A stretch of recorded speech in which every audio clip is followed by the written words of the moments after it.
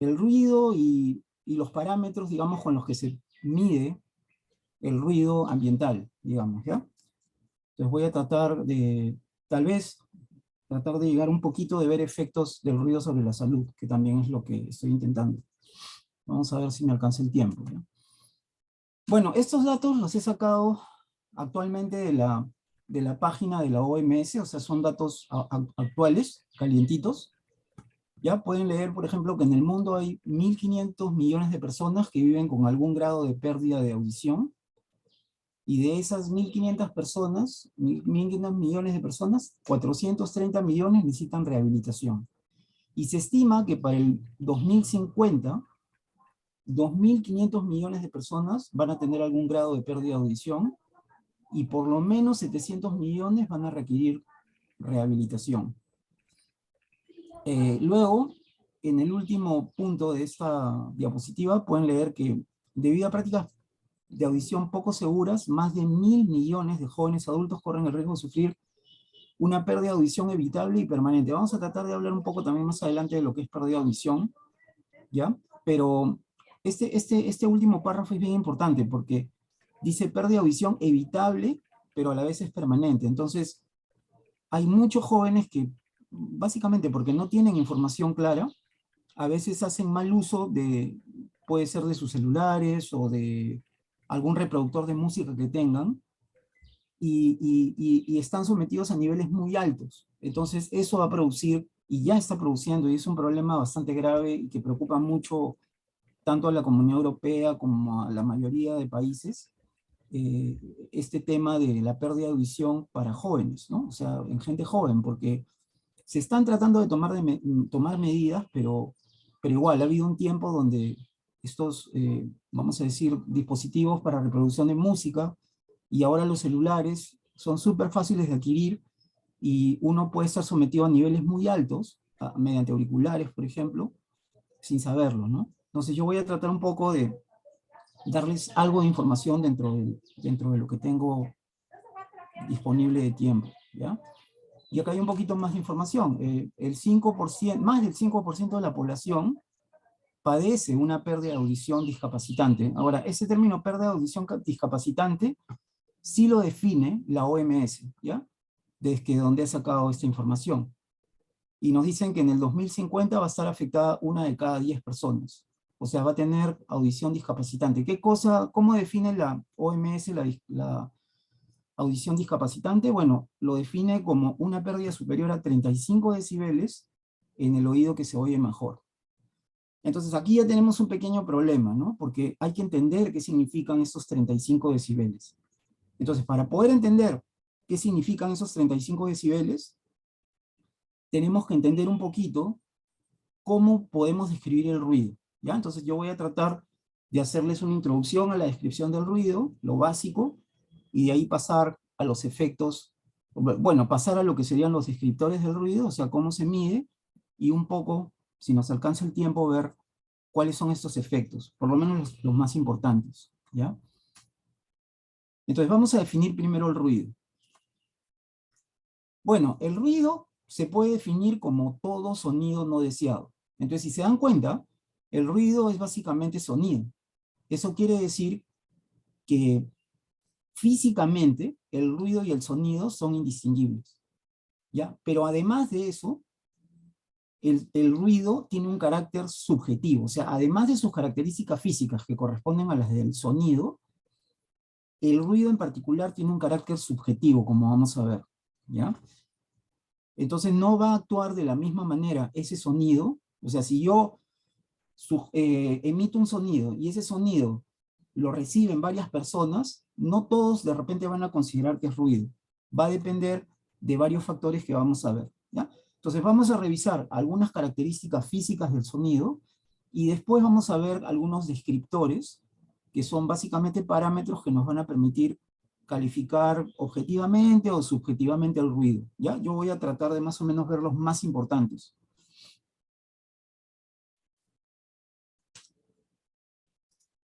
¿Ya? De ver los más importantes. Ya, bueno. Eh, ¿Por qué no queremos escuchar el ruido? Porque obviamente todos sabemos que nos produce molestia, ¿no? Disminuye nuestra calidad de vida, interfiere con el trabajo o hasta con nuestro esparcimiento, y nos afecta a la salud, ¿ya? Eso ya se sabe. Hay estudios bien fundamentados que ya han llegado a la conclusión de que hay afecta a la salud. Tal vez a unos 10 años podíamos tener dudas, pero ahora ya no hay dudas. ¿Ya? Entonces, ¿en qué momento el sonido se convierte en ruido? Como les dije, el ruido se puede definir como todo sonido no deseado. O sea, básicamente el ruido es sonido, pero tiene una componente subjetiva. Entonces, esa componente subjetiva que califica ese sonido como ruido va a depender de muchas cosas. Va a depender, entre algunas cosas, de la capacidad auditiva de la persona, de la actividad que esté realizando y de la actitud de la persona expuesta. También va a depender del tipo y el nivel del ruido, pero pensando en la actividad, por ejemplo, imagínense que ustedes están un sábado en la noche en su casa y de repente el vecino hace una fiesta. Entonces, probablemente a ustedes no les va a molestar tanto esa fiesta. Es más, si los invitan a la fiesta, ustedes van a estar felices, ¿no? Pero digamos que no están en la fiesta, son vecinos. Entonces, bueno, de repente si el vecino toca música que más o menos me gusta, bueno, ya como que normal, ¿no? Es sábado, la gente quiere divertirse, entonces está bien, ya que mi vecino disfrute su cumpleaños, la reunión que sea. Entonces ustedes no lo van a tomar con una actitud de ruido. Pero ¿qué pasa si esa fiesta su vecino la organiza el domingo en la noche y ustedes tienen que levantarse a estudiar o a trabajar a las 7 de la mañana? Evidentemente para ustedes ya no va a ser eso una señal, o sea, no les va a gustar la música. Si les gusten las canciones, para ustedes va a ser ruido, porque es un sonido que no desean. Ustedes quieren descansar, quieren dormir, y no les está permitiendo realizar esa actividad que ustedes habían planeado en ese momento. Entonces, ahí se ve claramente cómo el ruido tiene un carácter completamente subjetivo, además de las características físicas. ¿Ya? O sea, va a depender mucho de nuestra predisposición, de nuestra actividad, de muchos factores. Físicamente lo podemos medir, pero lo que se hace difícil es cómo yo me doy cuenta cuando la misma señal sonora se convierte en ruido para una u otra persona. Entonces, tratar de poner eso en una fórmula matemática, describirlo objetivamente, es bien complicado. Y es lo que vienen haciendo durante muchos años investigadores que han ido avanzando en el tiempo, pero todavía no es que esté un capítulo cerrado, no es que ya se sepa todo, hay mucho por investigar. ¿Ya? Entonces, básicamente, para nosotros, ¿qué cosa es el sonido? El sonido lo podemos definir como cualquier variación de presión que el oído humano pueda detectar. ¿Ya? Entonces, por ejemplo, en el caso de ese diapasón que tienen ustedes, bueno, ese diapasón emite una frecuencia, esa vibración del diapasón mueve el aire, genera variaciones de presión en el aire, que bueno, aquí están muy amplificadas, pero realmente son bien pequeñitas, y nuestro sistema auditivo las detecta y las escuchamos. Entonces, si las percibimos, ¿ya? Si nuestro sistema auditivo las capta, entonces lo consideramos sonido, ¿ya? Ahora, aquí les voy a hacer una descripción muy breve, muy sucinta del sistema auditivo humano, ¿ya? No vamos a entrar en mucho detalle. Bueno, básicamente el oído humano tiene, vamos a decir, tres grandes partes, ¿ya? Una parte es lo que se le llama el oído externo. El oído externo lo configuran, permítanme cambiar de puntero, ¿ya? El oído externo lo conforman el canal auditivo y el pabellón de la oreja. Entonces, cuando la onda sonora entra por el pabellón, viaja a través del canal auditivo y llega a esta membrana que se llama el tímpano. Entonces, el tímpano está unido a una serie de huesecillos. El tímpano y los huesecillos constituyen lo que se llama el oído medio. ¿Ya? Entonces, este tímpano oscila y al oscilar mueve estos huesecillos y el estribo está conectado a través de lo que se llama la ventana oval, que está aquí, está conectado a la cóclea. La cóclea es esta especie de conchita, ¿no? Es como una especie de enrollado que tiene una estructura interna bastante compleja y no vamos a poder verlo ahora, pero de todas maneras, como yo estoy dejando una versión en PDF donde están todos los slides completos, entonces ahí en la versión en PDF van a poder ver algunos slides que no estoy mostrando porque no me va a alcanzar el tiempo, es demasiado, ¿ya?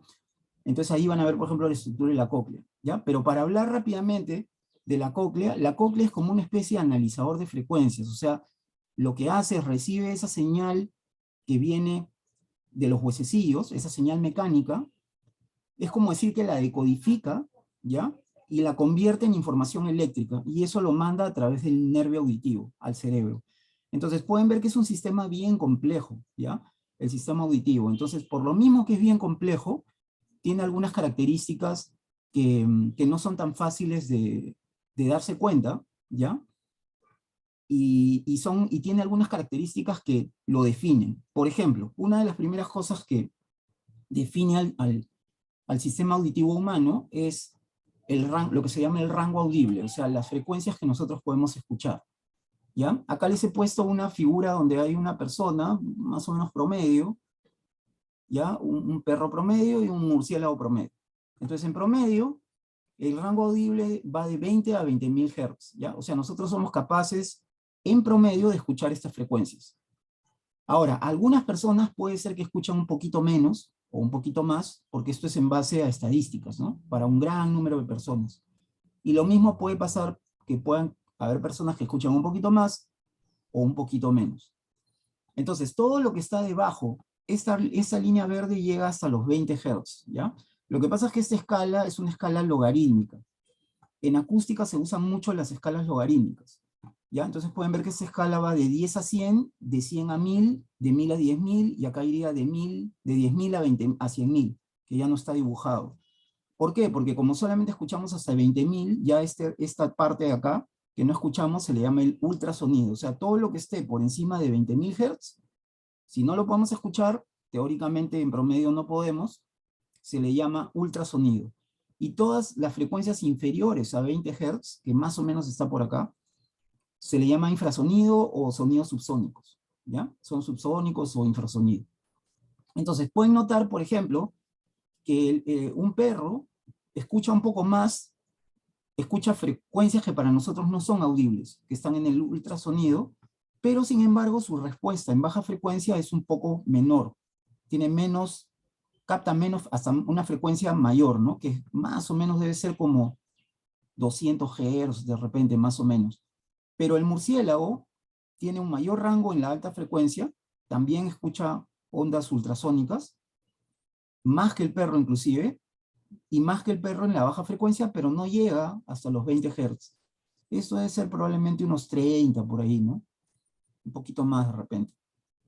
¿Ya? Entonces, justamente uno de los mecanismos que utiliza el murciélago es emitir como unos chirridos de ultrasonido. Entonces, él puede ver a través de esa información que se refleja en las superficies, él puede percibir su entorno, porque a veces se mueve en lugares, por ejemplo, donde visiblemente no puede ver. No puede ver las paredes, no puede ver nada, pero emitiendo esos chirridos, él tiene un mapa en su cerebro de cómo están esas paredes, esas cavernas, lo que sea, y puede volar. Y tiene que ser un mecanismo en tiempo real, porque si no, se choca y se muere, ¿no? Entonces, es un sistema bien complejo también, ¿ya? Pero esto es más que nada para que se den cuenta de que cada sistema auditivo tiene este tipo de características, ¿no? Tiene lo que se le llama un rango, que en el caso de los seres humanos, nuestro rango audible va de 20 a 20.000 Hz, ¿ya? En lo que es la frecuencia.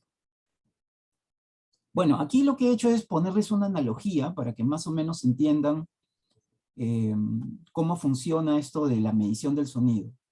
Una cosita, por favor. ¿Cuánto tiempo estoy? ¿Cómo voy de tiempo? Ah, por el momento unos 15 minutos más, profesor. Ya, 15 a 20 minutos más. Ujú. ya, ok. Porque me olvidé ponerme el cronómetro. Ya, entonces, como les decía, ¿ya? Aquí, por ejemplo, tenemos un radiador eléctrico y tenemos yo sé que este radiador comienza a emitir flujo de calor. ¿Cómo percibo que el calor está aumentando? Con un termómetro que me da la temperatura. Entonces, aquí este aparatito va a medir las variaciones en la presión que genera este aparato que está emitiendo ruido o genera el sonido. Entonces, el sonido, la presión que ejerce, las variaciones de presión que ejerce vamos a decir, esta fuente sonora, ¿no? Se traducen en presión, pero este aparatito no me mide directamente la presión, mide la presión, pero lo que me da es un valor relacionado con la presión que se le llama el nivel de presión sonora. En el caso de un termómetro, el termómetro me muestra la temperatura, y en el caso de un sonómetro, que es uno de los instrumentos que sirven para medir sonido, el aparato nos va a desplayar, bueno, una serie de parámetros, pero entre ellos nos va a dar el nivel de presión sonora que lo va a medir en decibeles. Entonces, aquí les he puesto una escala más o menos de decibeles versus presión en pascales. O sea, en la columna de la izquierda pueden ver que está la presión en pascales, ¿ya? La presión en pascales, más o menos algunos valores típicos, y en el lado derecho pueden ver que hay niveles de presión sonora, que están en decibeles. Entonces, pueden notar una cosa que sí es clara a la vista, es el rango de números en el lado izquierdo. Acá pueden ver que va de 0.00001 hasta 100. O sea, es un rango inmenso de números.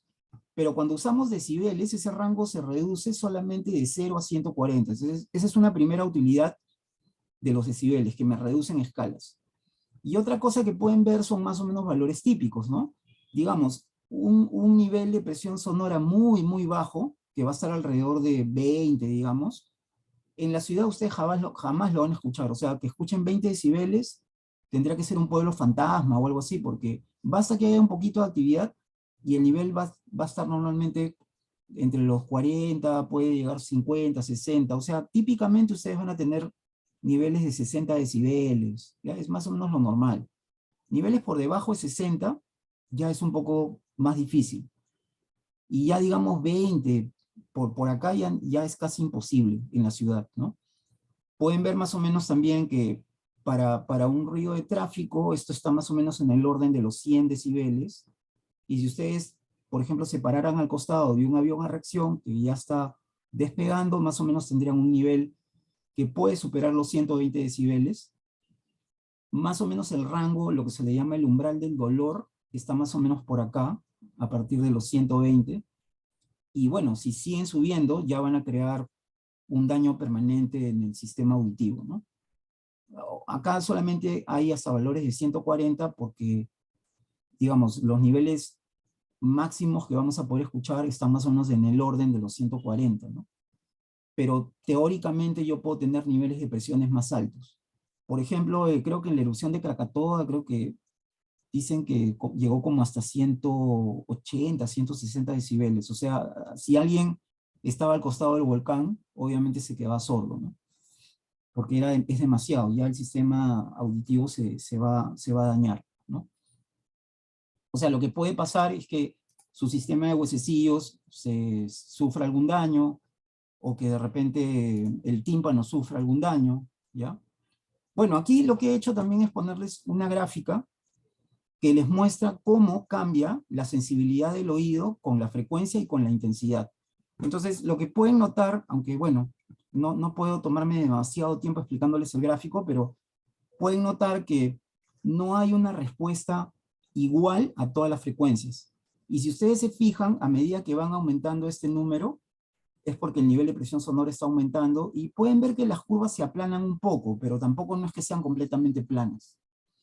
Esta línea que está punteada azul es lo que se llama el umbral de audición, o sea, todo lo que esté por debajo no lo vamos a escuchar. Entonces pueden notar que nuestro umbral es más bajo en las frecuencias medias, más o menos por esta zona, y en las frecuencias altas y en las frecuencias bajas tenemos menos sensibilidad. O sea, nuestro sistema auditivo es más sensible a más o menos frecuencias que están alrededor de esta zona, ¿no? Por ejemplo, hasta 4000, 5000 Hz, y podríamos decir de repente unos 200, 300 Hz por ahí, ¿ya? Ahora, esta curva que está marcada rojita es una curva importante porque se utiliza para lo que vamos a ver que es lo que se le llama la ponderación A, que en un ratito se los voy a explicar. Entonces vamos a ver algunos descriptores del ruido ambiental, ¿ya? Bueno, el ruido ambiental se define como el ruido emitido por todas las fuentes, a excepción de las que se emiten en áreas industriales, ¿ya? O sea, estamos asumiendo un ruido dentro de la ciudad, digamos. Ahora, fuentes exteriores, las principales suelen ser el tránsito automotor, el ferroviario, el aéreo. Para nosotros el ferroviario no es tan problemático porque todavía no tenemos tantos trenes, digamos. Lo que sí para nosotros es un grave problema es el tránsito automotor. El aéreo tampoco no lo considero tan complicado, es complicado, pero no es tan problemático porque hay más control, o sea, hay más exigencia en los aeropuertos, se han hecho mapas de ruido, se han hecho mediciones, entonces lo que está más controlado es el aéreo. ¿Ya? El ferroviario todavía no es un problema. Cuando tengamos metro, ahí sí puede ser que de repente comience a tener algunos problemas y se comiencen a tener que hacer algunos estudios, porque los niveles pueden ser muy altos de repente dentro del metro. Y ahorita el problema para el Perú en general yo creo que es el tránsito automotor, porque como las ciudades están creciendo desordenadamente, también con eso crece el flujo de autos. Entonces no hay un control realmente, no hay muchos trabajos de investigación sobre cómo está evolucionando el ruido debido, por ejemplo, a los autos, ¿no?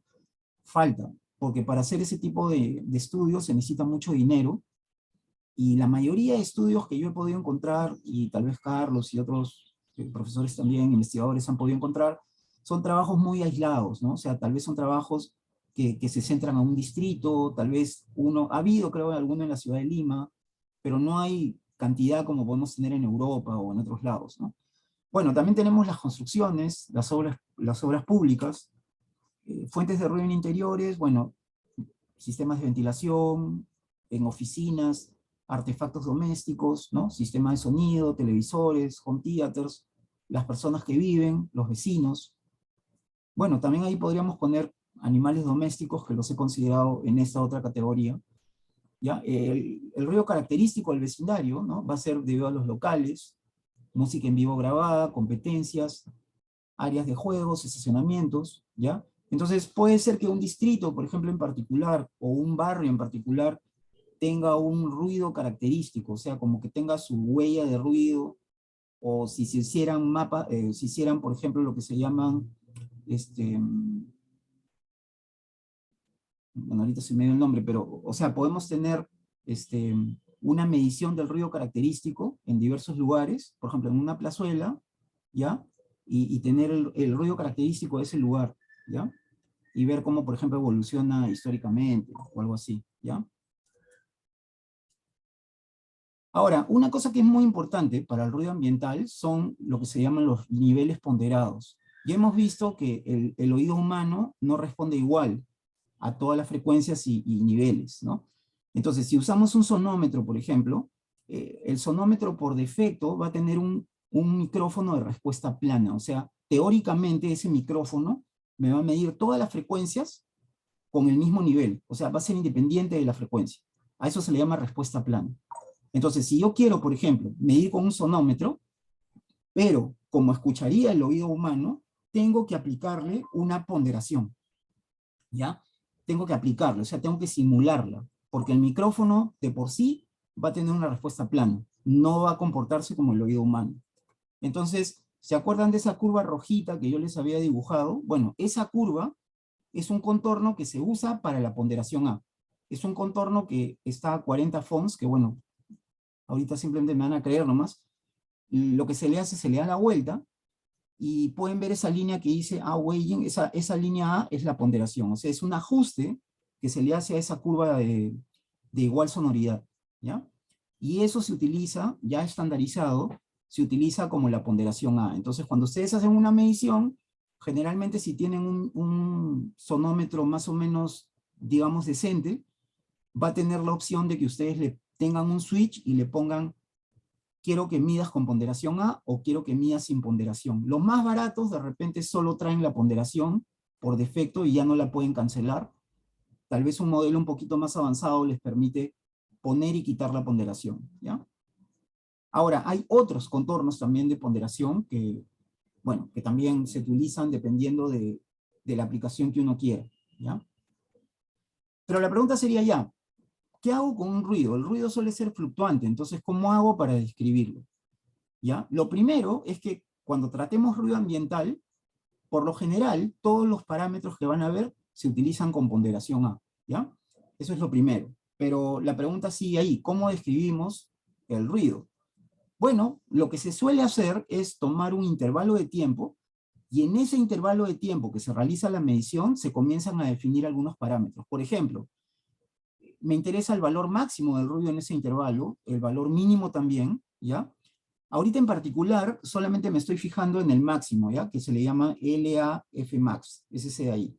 El mínimo también interesa, pero ahorita por el momento vamos a recordar solamente el máximo.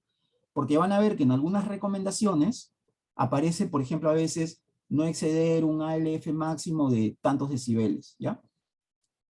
Más que nada es para que lo recuerden.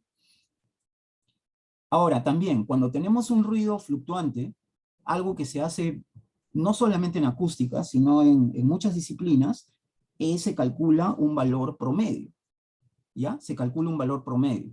Entonces, vamos a ver qué valores promedios se utilizan, ¿ya? Por ejemplo, para medir ruido ambiental. Un parámetro que es súper importante, que es en el que se basan casi todas las mediciones y casi todos los criterios para ruido ambiental, es lo que se le llama el nivel continuo equivalente, ¿ya? Que se denota como L sub EQ. Ahora, no le estoy poniendo A porque estoy definiendo el parámetro, ¿ya? Pero cuando lo usemos en ambiental, pueden ver que aquí en la gráfica, en la figurita de acá arriba, figura L sub A mayúscula EQ. Este, por ejemplo, es medido con ponderación A, ¿ya? Pero en general también puede ser que lo midan sin ponderación. Entonces, si lo miden sin ponderación, le quitan la A. Y si lo miden con ponderación, le ponen la A. ¿Ya? ¿Qué significa este nivel equivalente, como su nombre lo dice? Bueno, es el nivel constante durante el periodo de medición que yo he elegido, que tiene la misma cantidad de energía sonora, ¿no? Que el ruido fluctuante. Entonces, ustedes tienen acá este ruido que fluctúa un montón. Todo este ruido tiene una energía. Entonces, esa energía la mide, por ejemplo, el sonómetro, la calcula, y después de hacer esa medición en ese tiempo, les da el nivel equivalente constante que ustedes tendrían que aplicar durante todo el mismo tiempo que duró este ruido fluctuante. Se ve más claro en esta figura, ¿no? Tienen este ruido fluctuante que tiene todo un nivel equivalente de energía y el nivel que ustedes calculan es un valor constante durante el mismo tiempo. Entonces, si ustedes emiten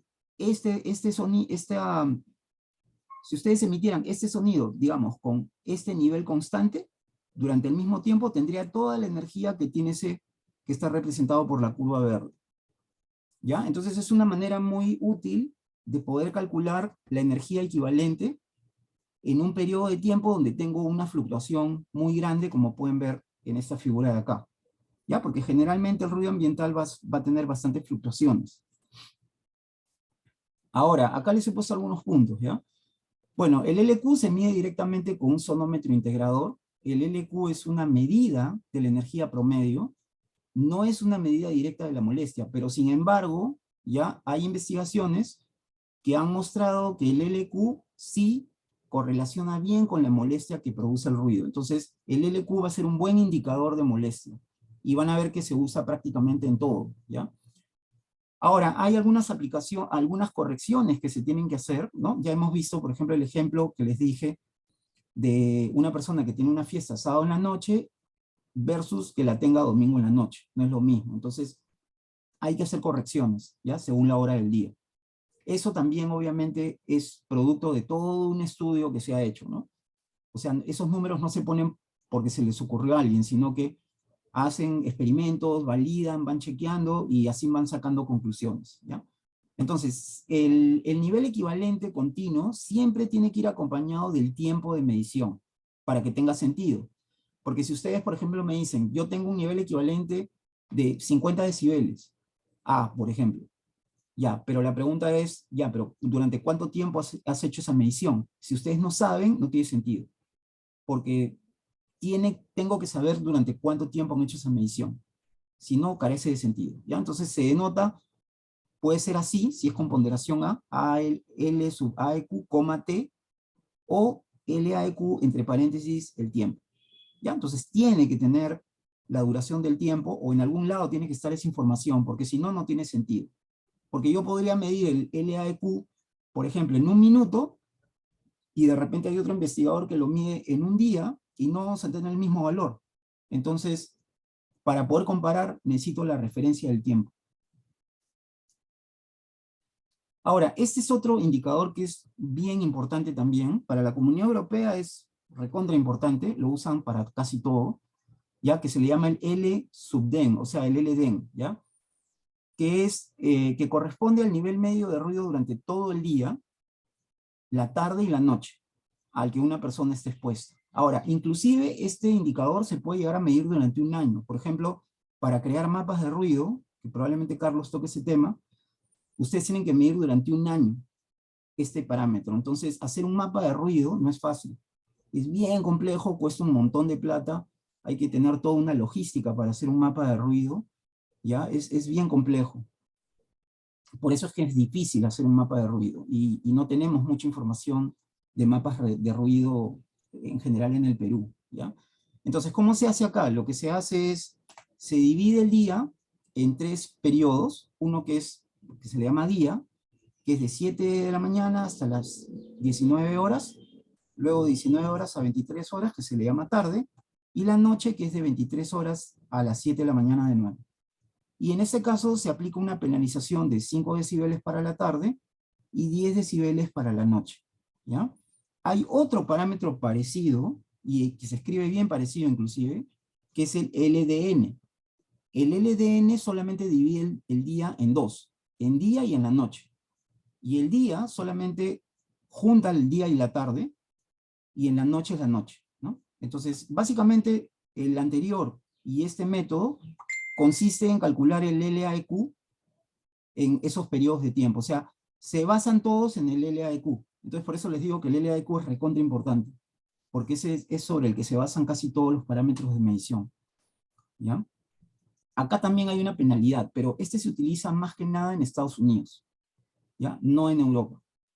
Y en general, las normas y las medidas acústicas son bastante más exigentes en Europa. O sea, los europeos son mucho más exigentes en lo que se trata de normativa, ¿ya? En Estados Unidos como que son un poquito más relajados, como que permiten un poquito más, a veces niveles un poquito más altos, ¿ya? Y generalmente, si quieren estar al día, es bueno que entren a la página de la Comunidad Europea, porque ahí tienen cualquier cantidad de información, ¿ya? Bueno, algunos efectos sobre la salud. ¿Cómo estoy de tiempo? Disculpen. 5 minutos, profesor. Ya estoy con las justas. Entonces, justamente por eso hice esta tablita, ¿ya? Más o menos preveyendo que no me alcance el tiempo. Aquí lo que estoy poniendo son básicamente los efectos generales, ¿ya? Del ruido sobre la salud, que básicamente son pérdida de la audición. Esto puede conllevar a, por ejemplo, problemas para comunicación, sobre todo. Ahora, hay una pérdida de la audición que es natural, ¿ya? Que se le llama la presbiacusia, de manera análoga a la presbicia, que es una pérdida natural de la vista, ¿ya? La presbicia es cuando uno quiere leer y no puede poner el libro cerca, lo tiene que alejar, alejar, alejar, a eso se le llama presbicia, ¿ya? La presbiacusia es más o menos el mismo efecto, pero en el oído. Entonces hay una pérdida natural de la audición. Por ejemplo, si tienen algún abuelito, alguna persona bien mayor en la familia, probablemente ya noten que cuando le quieren hablar, tienen que hablarle fuerte, no les escucha, tiene problemas para comunicarse. Ese mismo efecto lo puede producir el ruido a edad menor, o empeorar la situación cuando llega la persona mayor. Entonces, lo más deprimente, digamos, para un viejito, para una persona adulta, es no poder comunicarse. Entonces, si tienen problemas que ya son producidos porque ha estado sometido a niveles de ruidos muy altos, básicamente va a ser bien complicada la vida para esa persona de mayor, porque no va a poder comunicarse. Adicionalmente ya el problema natural, ¿no? Que más o menos suele empezar alrededor de los 80 años, cuando ya se agudiza, ¿no? Otro problema que es bien importante es la alteración del sueño. O sea, si nosotros no dormimos bien, vamos a tener problemas, una diversidad de problemas. Nos va a afectar nuestra concentración, ¿ya? Eso yo lo tengo anotado en algunos slides más adelante. En caso tenga que terminar la exposición, ustedes lo van a poder leer después, ¿ya? Obviamente también tenemos interferencias sobre actividades, ¿no? Evidentemente, por ejemplo, si yo quiero estudiar, si yo quiero descansar, me va a alterar el ruido. Y también puedo tener molestia, o sea, de repente solamente quiero relajarme, solamente quiero descansar un momento, pero puedo tener ruidos que me estén molestando. Entonces, todos estos son factores de estrés que inclusive pueden producir problemas cardíacos, desórdenes gástricos, hipertensión, ¿ya? O sea, hay factores sobre la salud que ya están completamente demostrados. Está recontra demostrado, ¿ya? Y he puesto alguna bibliografía al final. Ahora, acá. Ya, aquí les he puesto una tablita, que es una tablita recontra importante, porque la mayoría de gente que habla de ruido o en alguna exposición, siempre se van a referir a esta tabla, ¿ya? La referencia también le he puesto al final del documento, ¿ya? Que es una tabla de un informe de la OMS, ¿ya? De un informe de Berglund, de esta investigadora, donde pueden ver más o menos las zonas donde ustedes se encuentran y los efectos del ruido respecto a los niveles equivalentes con ponderación A y el tiempo de exposición en el cual han logrado ese valor de LAEQ, ¿ya? O sea, por ejemplo, si ustedes se encuentran en una zona exterior y tienen niveles mínimos, o sea, de 55 decibeles A durante 16 horas, van a tener una molestia, ¿ya? Si tienen 50, bueno, la molestia va a ser moderada, pero igual hay una molestia, ¿ya? Pero si, por ejemplo, ustedes pasan a una vivienda, ya el bajar 20 decibeles A genera molestia dentro de una vivienda, porque les va a afectar un poquito la inteligibilidad. La inteligibilidad es cuánto entienden ustedes un mensaje. Por ejemplo, que su mamá esté conversando con ustedes y de repente quieren conversar, pero como tienen ese ruido externo, no van a poder conversar con tanta facilidad, sino van a tener que de repente elevar un poquito la voz, ¿ya? Y así, pueden ver que, por ejemplo, para dormitorios tienen estos niveles, tienen una serie de niveles, y los tiempos de exposición, ¿ya? Esta tabla es súper importante, pero les he incluido varias tablas, ¿ya? Por ejemplo, acá hay otra tabla, donde están los máximos tiempos de exposición a ciertos niveles de ruido. Solamente hay algunos niveles, ¿ya? Pueden ver que está 75, 85 y así, algunos valores específicos, según estas normas, que son la norma OSHA, la NIOSH y la OMS y la EPA. Por ejemplo, si ustedes están sometidos a 75 decibeles A, ¿ya? Según la norma americana, que es la OSHA, ustedes con niveles de 75 decibeles A pueden estar expuestos, no hay límite, no les va a pasar nada teóricamente. ¿Ya? Con la norma NIOSH también no va a haber ningún problema con 75 decibeles, pero según la OMS y la EPA, solamente pueden estar sometidos a 75 decibeles a 480 minutos. Entonces pueden ver que estas dos normas son mucho más flexibles que la norma de las recomendaciones de la OMS y la EPA. Y así pueden ver para el resto de valores. Ahora, una cosa que pueden notar de aquí es que a medida que yo incremento el nivel, el tiempo obviamente se reduce a valores tan bajos como, por ejemplo, si ustedes están sometidos a 115 dBA, solamente, según la norma NIOSH, pueden estar solamente medio minuto, ni un minuto, ¿ya? Y según la OSHA, que es la más suave, digamos, pueden estar 15 minutos, ¿ya? Pero la OMS y la EPA no les permite que estén expuestos a este nivel, es demasiado, ¿ya? Luego, ya para ir terminando, aquí les puse como, bueno, más o menos suponía que algunos de ustedes tal vez les gusta la música, quieren escuchar con audífonos, ¿ya? Entonces preparé este slide pensando en que de repente no me alcanzaba el tiempo también para comentarlo brevemente, ¿no? Entonces, de preferencia, si ustedes quieren utilizar auriculares y se mueven, por ejemplo, en transporte público, es mejor que utilicen auriculares con cancelación de ruido. ¿Por qué? Porque si ustedes usan auriculares convencionales, se les va a meter el ruido, ¿y qué va a pasar? Como ese ruido les va a enmascarar la música que ustedes quieren escuchar, la tendencia natural va a ser que ustedes quieran subir ese volumen de sus auriculares, para que no se enmascare la música. Pero ¿qué pasa? Que si ustedes elevan demasiado el ruido, de repente ya están pasándose de los niveles recomendados. Entonces es mejor que usen auriculares con cancelación de ruido para que no se vean obligados a subir tanto el volumen, ¿ya? Y acá les dan algunas recomendaciones, ¿no? Por ejemplo, no exceder de 70 decibeles A. Ahora, la pregunta que ustedes pueden decir es, ya, pero ¿yo cómo sé cuándo es 70 decibeles A? ¿Cómo sé? Bueno, eso es una buena pregunta porque en realidad es difícil.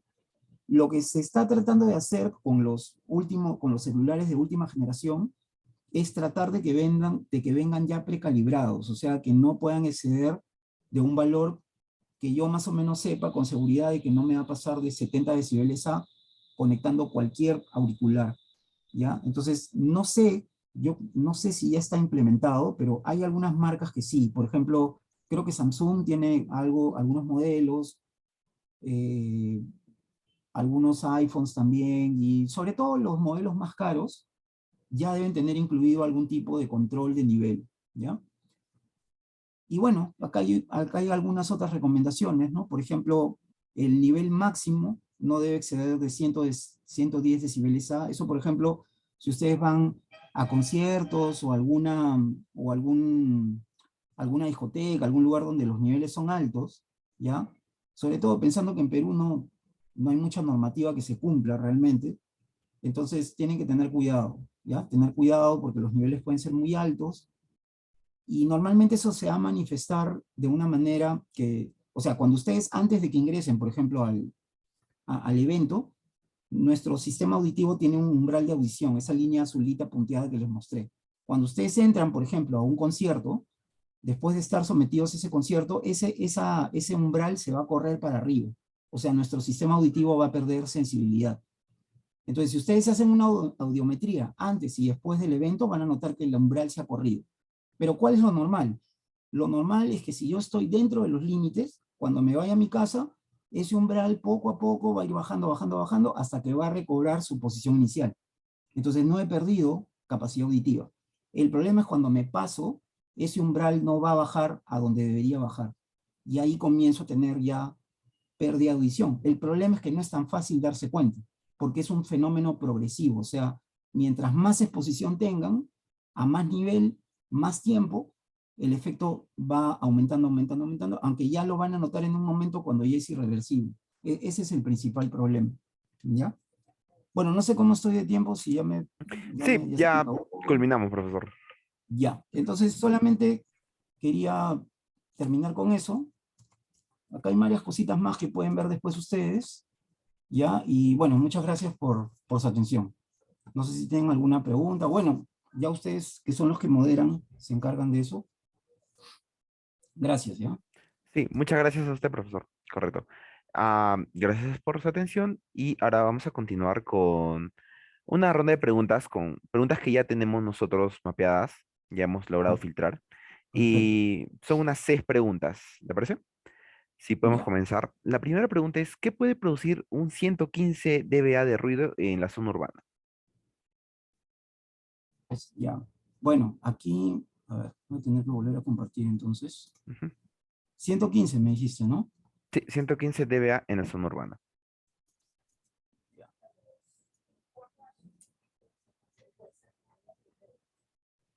Bueno, usaré algo de la información que no les he mostrado, a ver, porque no sé si están viendo o no están viendo. Sí, podemos verlo, totalmente. Efectos de ruido sobre la salud. Ah, ya. A ver, por acá tenía justamente. O sea, la pregunta es, ¿cómo era? ¿Qué puede producir un 115 dBA de ruido en la zona urbana? Quizás sea que, no sé, una Ah, ya, construcción, ¿no? ¿qué Ajá. cosa? ¿Qué ¿Qué cosa cosa? puede Exacto. producir? Bueno, eso fácil lo puedes tener en un concierto, por ejemplo. En un concierto de música, tú puedes llegar a niveles de 120 decibeles. Creo que por acá tenía no me acuerdo. Ya, pero sí, o sea, 100 decibeles es más o menos, como les digo, el nivel que tienes al costado de un avión cuando está despegando. Pero si tú vas a un concierto de rock, por ejemplo, fácil puedes tener también 120 decibeles si estás bien cerca del escenario y no se ha controlado muy bien los niveles, puedes fácil llegar a 120 o a pasar. ¿Ya? El problema más que nada es que más o menos, bueno, hay un slide que no les llegué a mostrar, pero a ver si lo puedo mostrar ahorita.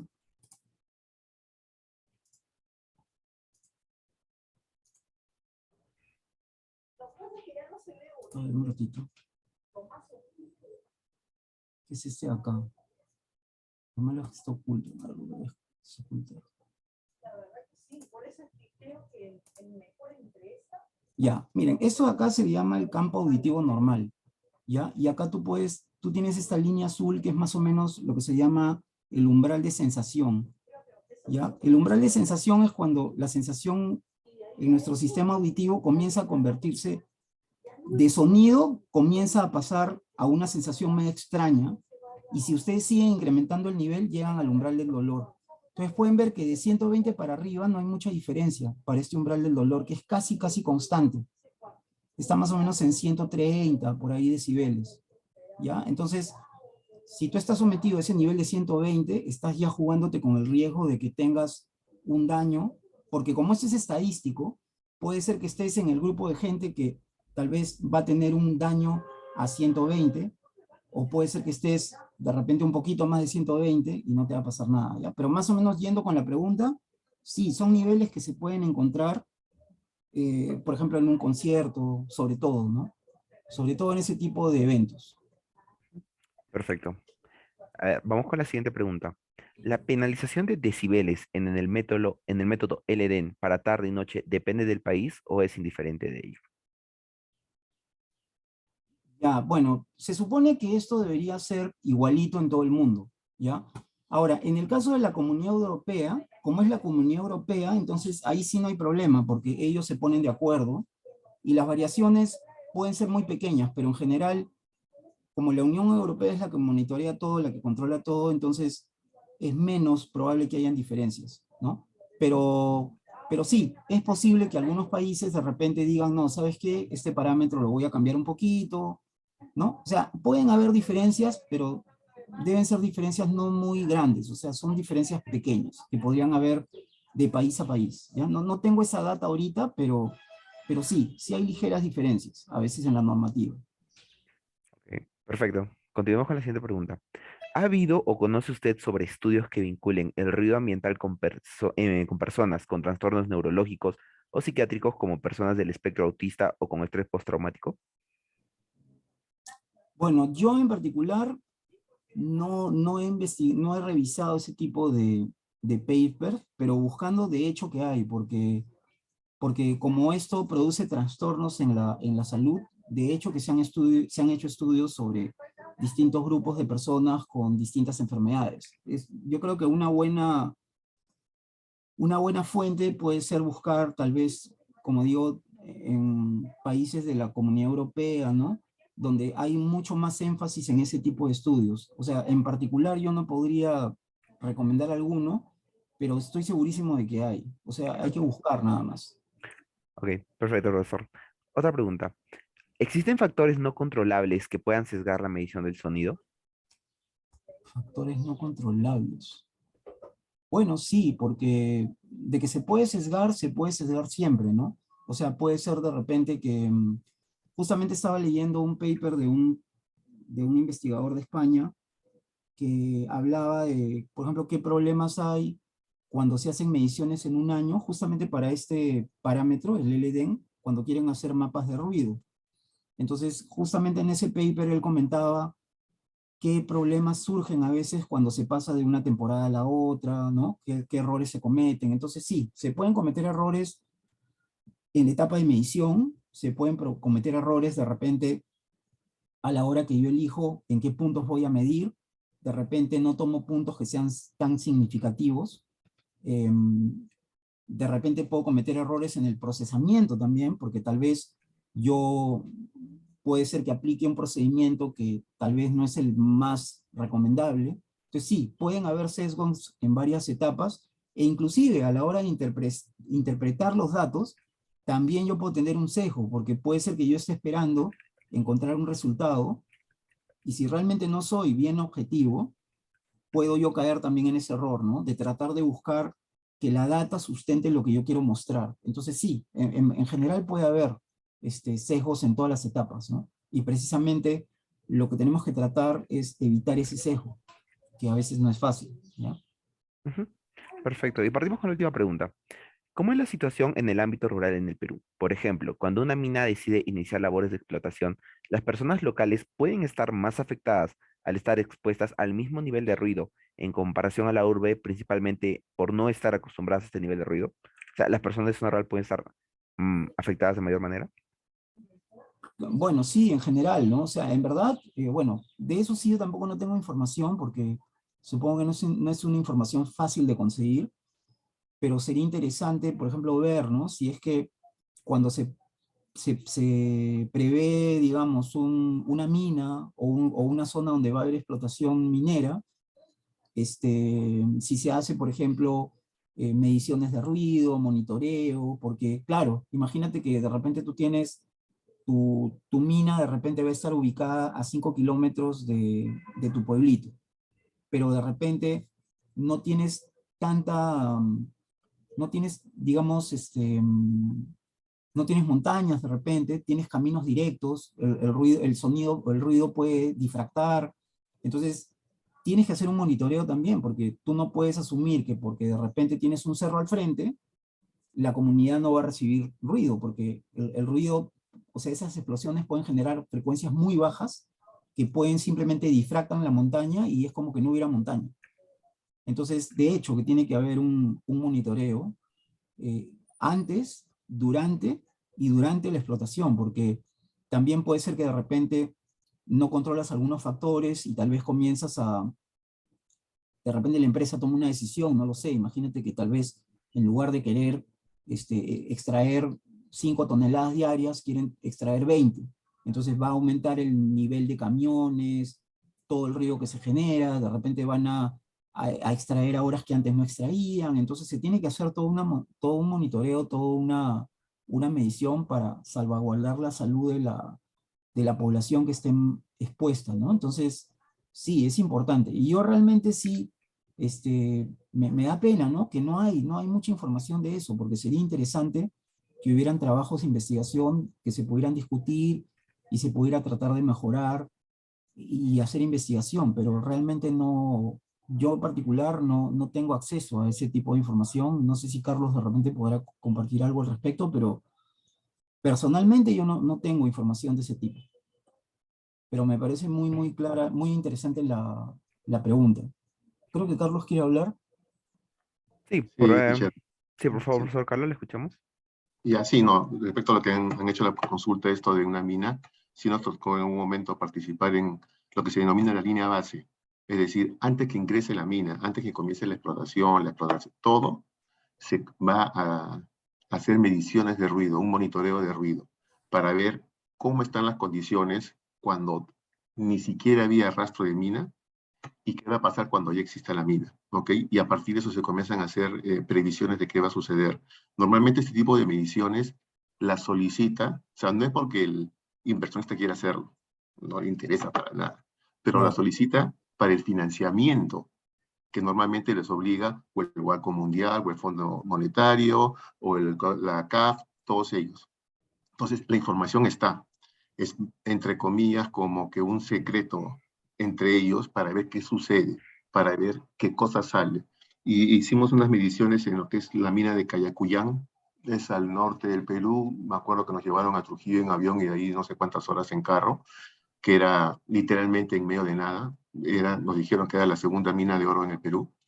Y se hicieron estas mediciones porque habían algunos centros poblados, en realidad muy pequeños, a los alrededores. Entonces, se tomaron diferentes puntos de medición, se hicieron mediciones de 24 horas y todo para ver cuál es el ruido ambiental. Y se supone que cuando ya esté en operatividad la mina, estas comunidades saben de este informe y pueden decir, ojo, ustedes me dijeron que no iban a hacer mayor ruido al que existía y lo estoy percibiendo.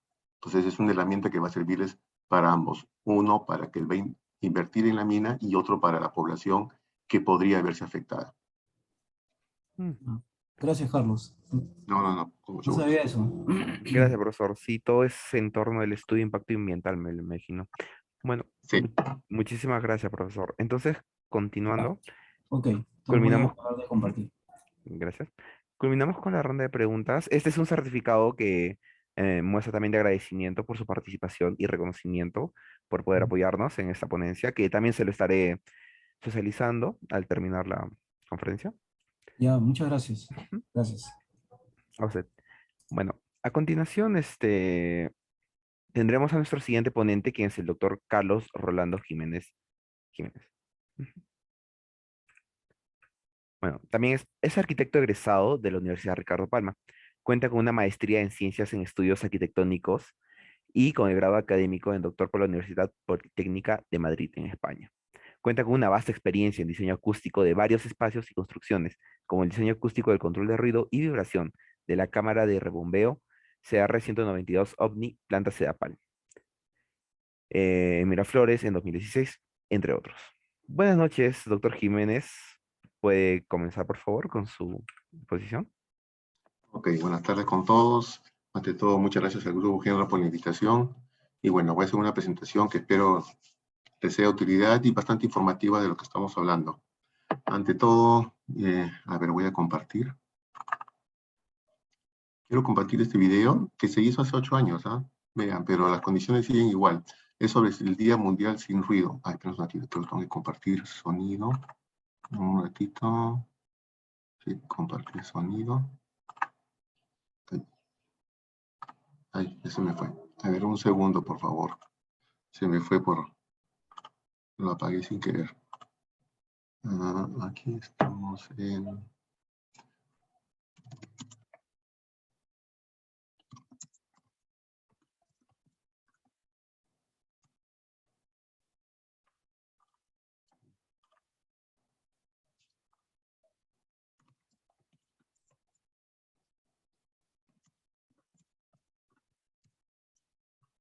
Ya.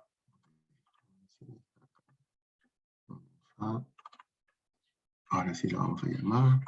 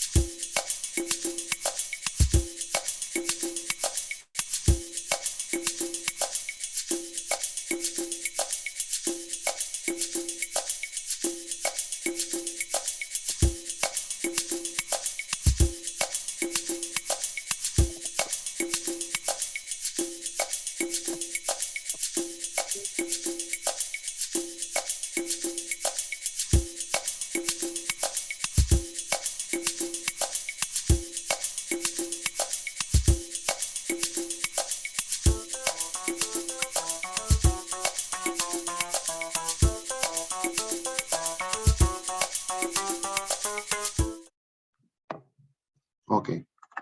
Si bien, bueno, por si acaso decía 25 de abril, pero por ejemplo este año, en realidad el día de la concienciación del, del Día Sin Ruido corresponde al el último miércoles de abril de cada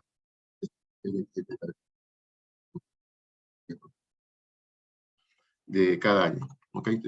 Hace poco, el miércoles pasado, se celebró a nivel mundial el Día del No Ruido. Ok, entonces veremos la presentación. De repente van a ver algunas cosas que ha justo mencionado Richard.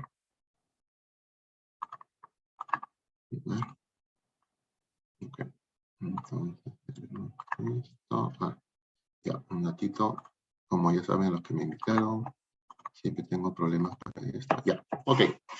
Entonces, hoy vamos a hablar sobre este tema que es el ambiente sonoro, el ambiente en el cual nosotros estamos, el ambiente que de una u otra manera nos rodea en todo momento y que de una u otra manera podemos hacerlo nuestro, ¿ok? Es nuestro dominio, por eso que he puesto nuestro dominio en nuestro entorno.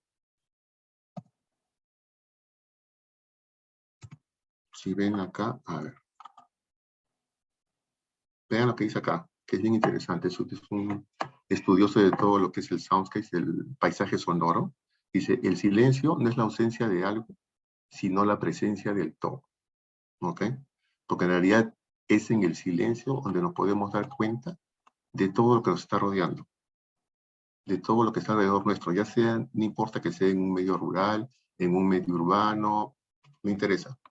Vamos a ir a percibir qué cosa está rodeándonos y qué cosa está de una u otra manera afectándonos a lo que estamos expuestos. Muchas veces se sabe, mira, justamente precisamente a esto, que inicialmente nosotros percibíamos todo como los seres, como los animales. Quien primaba era el sentido de la audición. Y poco a poco hemos perdido cierta capacidad haciendo primar nuestro sentido de la vista, ¿ok? Pero sin embargo, de repente no somos conscientes, no nos damos cuenta, pero percibimos una increíble cantidad de señales sonoras que nos hacen saber dónde estamos y en qué estamos rodeados, ¿ok? Ok, entonces continuemos. Vean esto para que tengan una idea más o menos de lo que hace un momento ha hablado Richard, aproximadamente para que tengan acá referencia. Por ejemplo, ahorita tengo problemas de contaminación sonora. Denme un segundo, por favor. Un instante.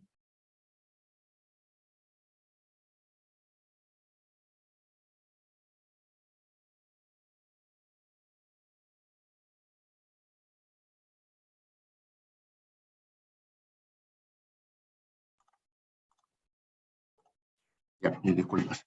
Ok, pero lo que vemos acá es esto. Más o menos porque tenemos una escala de lo que nos referimos cuando hablamos del sonido. Lo mencionó muy bien Richard hace un momento. En el caso, por ejemplo, de la temperatura, nosotros sabemos qué cosa es 15 grados, qué cosas son 13 grados, es frío, qué cosas son 20, calientito, 24, calor terrible, 30, ya es totalmente así, transpirando y todo esto. En el sonido no es lo mismo. En el sonido no estamos normalmente habituados a estos niveles, ¿ok? Entonces, en esta tabla ustedes pueden ver más o menos a qué nos estamos refiriendo cuando hablamos de los niveles sonoros. Una conversación normal, de tipo coloquial entre dos personas, está alrededor entre 50 y 60 decibeles, que es lo que ustedes ven acá. ¿Ok? Este valor de... ¿Acá tengo creo un puntero? No, acá. Acá, no, no. Bueno, lo que ustedes ven acá, por ejemplo. ¿Ok? Y hay niveles más bajos, el umbral de la audición es lo mínimo que mi sentido de la audición puede percibir. No quiere decir que hay sonidos más bajos, existen, pero ya no son capaces de impactar en mi tímpano, como mencionó Richard. Entonces 10 es prácticamente una respiración, ¿ok? 40, entre comillas, es el nivel de una biblioteca, como en el centro de innovación en el campus, más o menos, que es un nivel bien bajo, es bien bajo, ¿ok? 70 decibeles ya es aproximadamente una aspiradora, pero a 3 metros de distancia, o sea, es algo mucho mayor. A la pregunta que hicieron hace un momento, ¿qué cosa puede ser 115? Si pasan, por ejemplo, por alguna calle que ahora están reventando todas las pistas por lo que se acaba el periodo municipal, estos martillos neumáticos con los que rompen las pistas generan alrededor de 115, 120 decibeles. Es altísimo. Y normalmente quien lo sufre va a ser el trabajador. Porque nosotros vamos a pasar, pero un instante. Él está trabajando en una jornada larga. ¿Qué cosa más puede producir 115 decibeles? Si, por ejemplo, van en transporte público, están en su paradero y nunca faltan estos buses inmensos que tienen un claxon impresionante, que en realidad no es un claxon vehicular, es la sirena de una embarcación marina, de un navío, que como ellos no se ven, porque están en medio del mar, a grandes distancias, y muchas veces con neblina muy densa, solamente utilizan o señales luminosas, señales auditivas. Y estas sirenas generan alrededor de 120, 130 decibeles. Y las utilizan acá sin ningún problema, sin fiscalización, en los buses de transporte público. Entonces, sí podemos estar expuestos a esos niveles, ¿ok? Son niveles bien altos. Como mencionó también Richard, aproximadamente 110 y 115 decibeles, un concierto de música popular o de rock. Estamos por esos niveles, que es extremadamente alto. Pero hay algo importante con eso del ruido y estos famosos niveles tan elevados, que yo siempre les menciono, bueno, en mis clases a mis alumnos, ¿ok? Y es que debido a esta condición subjetiva, a pesar que la audición es una característica fisiológica de nosotros, también prima una característica subjetiva muy potente. ¿A qué voy con esto? Que nosotros de una u otra manera decidimos qué oír, cuándo oír y cómo oír. Es alucinante, ¿ok? El ejemplo más común que siempre les pongo, justamente lo que estábamos viendo, el ejemplo que puso Richard, el de un concierto. Un concierto, estamos en alrededor de 100 decibeles, por ejemplo, en el mejor de los casos, 110 decibeles. Supongamos que vamos con nuestra pareja, ¿ok? Y queremos conversar, o queremos comunicarnos de alguna otra manera. O sea, a ese nivel, uno tiene que gritar y prácticamente desgatiñarse la voz para que lo entiendan. Y sin embargo, lo vamos a hacer y sin mayores problemas. ¿Por qué?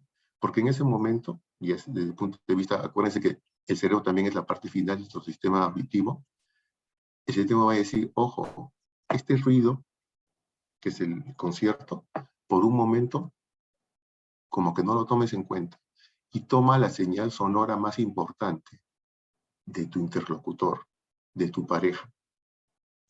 ¿Por qué? Porque si no le escuchas a tu pareja, fuiste. ¿Ok? Así de sencillo, fuiste.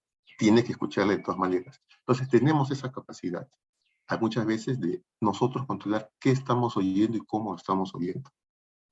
Pero bueno, esto es como una referencia para que más o menos vean a qué estamos hablando, que estamos expuestos. Esto también ya más o menos nos ha explicado Richard, lo que corresponde a cuáles son estos efectos del ruido en el ser humano.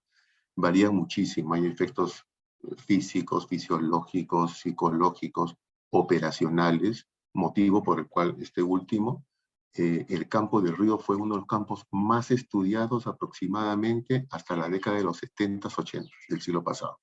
Y de ahí, pum, varió, se dejó de lado para todo lo que son telecomunicaciones y todo esto. ¿Ok? ¿Y por qué? Por los efectos operacionales. O sea, hay muchos estudios que demuestran de que ante la incidencia del ruido, de una u otra manera, perdemos nuestra capacidad de generar trabajo. Y eso, obviamente, representa dinero. Entonces, por eso se estudiaba tanto. Pero bueno, como ustedes ven en este gráfico, casi resumen, es lo que tenemos que ver, ¿no? O sea, prever qué efectos nos van a producir cuando estamos expuestos al ruido. Ahora, uno de los mayores problemas del ruido es de que muchas veces no somos conscientes de su presencia. ¿Ok? Si bien estamos siendo afectados por nuestro ambiente sonoro en todo momento, sea este que sea un nivel muy bajo o muy elevado, siempre estamos nosotros registrando sonido. Pero ¿qué sucede particularmente con el ruido? Es lo que ustedes, si ven acá, lo que se menciona en esta parte de aquí. Muchas veces este sonido que es captado a través de nuestro sistema auditivo va a pasar directamente a los centros neurovegetativos y no pasa por la corteza cerebral. ¿Y eso qué significa? En la corteza cerebral es donde nosotros tomamos conciencia de nuestras acciones. Entonces, si no pasa por ahí, no nos damos cuenta de que estamos expuestos al ruido y que nos afecten. Pero ¿cuándo hay un problema? Cuando estos efectos son tan considerables que comienzan a producir justamente eso, un efecto. Comienza a decir, uy, me está viendo el estómago, uy, me siento estresado, uy, se me ha subido la presión arterial. Ese tipo de efectos muy comunes ante la incidencia de ruido se van a producir. Como mencionó bien Richard, va a depender del momento, nuestra actitud ante ese ruido. El caso que le ponía siempre, bueno, los que están ahorita escuchando esta charla, han pasado por exámenes finales. Y imagínense que están piñas que justo es el examen final de un curso que llevan por trica. O sea, o lo aprueban o no lo aprueban. Así de sencillo. ¿Ok? Es un día lunes. Entonces han estudiado toda la semana para ir a su examen, de que depende su estancia en la universidad. El domingo, lamentablemente, comparten cuarto con su hermano menor, que es el loco reggaetón, y les pone la música. ¿Okay? En ese momento, ese es el mejor sonido que puede escuchar él. Y es el peor, el más terrible ruido que ustedes pueden percibir. ¿Okay? Entonces, es muy subjetivo esto del ruido. Puede ser molesto, puede no ser molesto, puede agradarnos, no puede agradarnos. Lo que sí definitivamente, y ahí, o sea, no hay forma de que es ruido o es sonido, es cuando nos produce un daño. ¿Ok? Si me produce un daño, o sea, no es sonido así yo lo quiero escuchar. Es ruido. Caso típico de un concierto, que estamos a 100 decibeles, nos está afectando nuestro sistema auditivo y otros sistemas corporales. O sea, ese sonido yo lo quiero, me encanta, es mi artista favorito, todo, pero está calificado en ese momento como ruido porque nos está produciendo un efecto, definitivamente un daño a nuestra salud. Ok, sigamos entonces. Normalmente, ¿por qué vamos a ver esto del ruido? Porque estamos expuestos a muchas fuentes de ruido. ¿Ok? Sobre todo los que vivimos en un medio urbano, las fuentes de ruido están al alcance, a nuestro entorno inmediato. Y desde que nacemos estamos expuestos a esto. Y debido precisamente a eso es, también como mencionaste Richard, que con la edad nosotros comenzamos a perder nuestra capacidad auditiva. ¿Okay? Este umbral del dolor de una u otra manera se comienza, o de audición, se comienza a desplazar hacia arriba, entonces necesitamos una señal sonora más intensa para poder percibirlo de manera adecuada. Normalmente, lo que nosotros hacemos es dividir estas fuentes de ruido, ruidos exteriores, ruidos interiores. ¿Okay? La fuente de ruido exterior, todos los vivimos, constantemente estamos expuestos a ello. Definitivamente el tráfico rodado es la fuente sonora contaminante más grande en todo el mundo. Así, en todo el mundo. ¿Ok? Básicamente producido por el ruido del motor, el ruido de la rodadura de las llantas, el tipo de superficie asfáltica que yo tengo, o de cemento, o superficie de pavimento en realidad.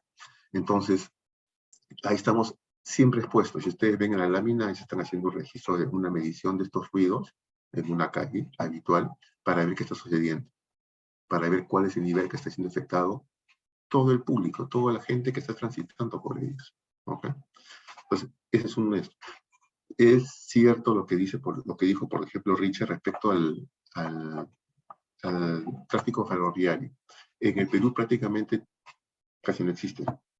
Recién ha comenzado con esto del metro, la línea 1, que es un metro elevado. Se ha hecho una investigación hace poco, fui justamente asesor de una tesis en ingeniería civil sobre los efectos del ruido en la gente que está alrededor de los paraderos, de las estaciones de la línea 1 del metro. Y ninguno pasó. O sea, todos, entre comillas, fueron jalados, son niveles muy, muy altos. Y ni hablar de lo que van a hacer todas las propiedades vecinas. Si alguien vive cerca de Tocongo, lo sabe. O sea, que es justamente la zona de la curva más pronunciada, no solamente se produce ruido muy intenso, se produce vibración que se transmite por toda la estructura y posiblemente después, de una u otra manera, nosotros lo vamos a percibir como ruido aéreo que nos está afectando también. Acá. No hay una legislación exacta a nivel nacional que limite estos niveles de ruido. En realidad la legislación no va a ser a cuánto ruido me produce, sino a la máquina, al medio de transporte propiamente dicho. ¿Ok? Pero no hay una fiscalización. Si ustedes ven que algunos tienen vehículos o de repente sus familiares, algo de esto, cuando uno pasa las revisiones clínicas, lo que dicen, a ver, toque claxon, que ya no supera tal nivel. Eso es todo. Pero el claxon es una partecita de todo el ruido que se genera por el tránsito automotor.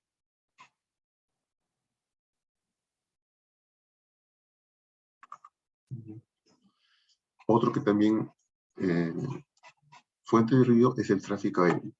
Y nosotros que hemos estado antes de la pandemia, posiblemente ahora algunos de ustedes en el campus, lo hemos vivido.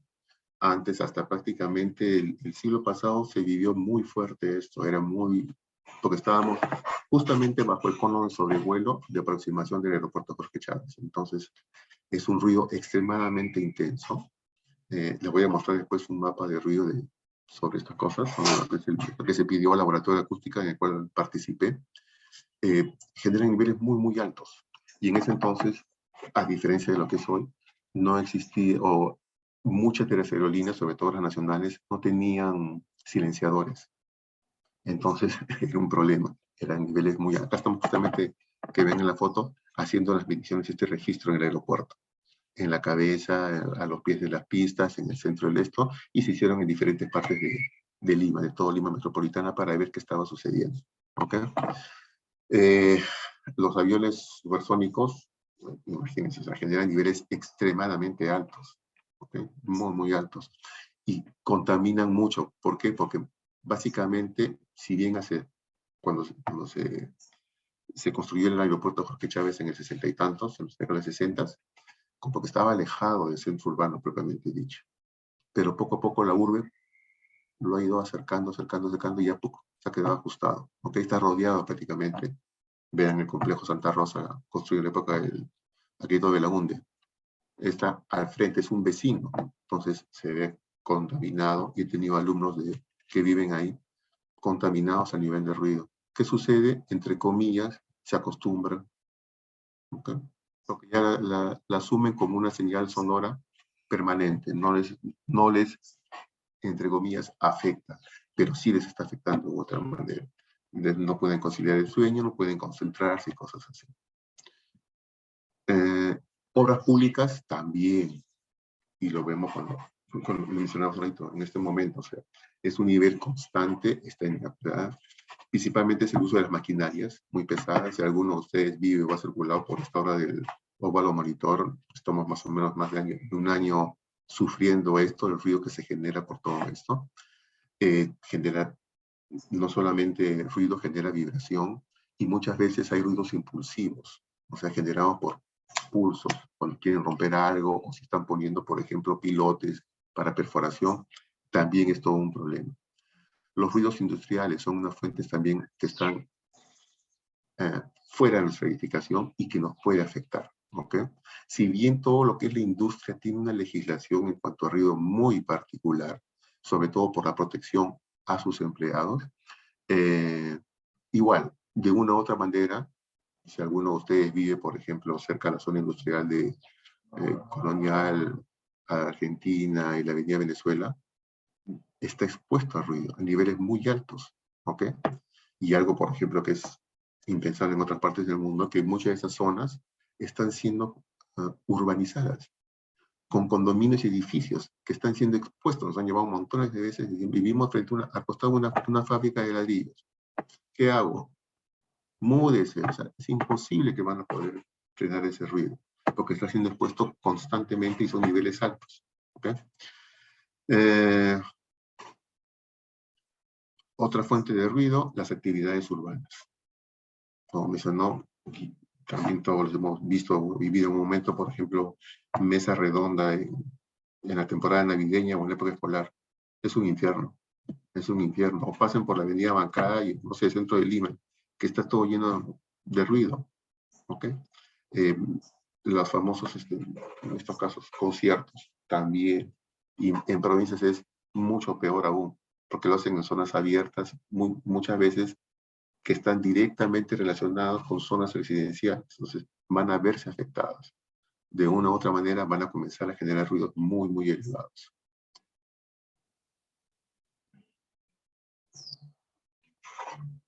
Los fenómenos atmosféricos. Si bien en Lima no se da eso, en otras partes de Perú sí, y son niveles bien altos, son niveles bastante elevados, ¿ok? No solamente los relámpagos, truenos, sino también las lluvias, el granizo es un nivel bastante, bastante alto, sobre todo por el tipo de edificación que se tiene. Muchas veces las coberturas, por ejemplo, caso típico de grandes zonas de nuestra sierra, que usan calamina metálica.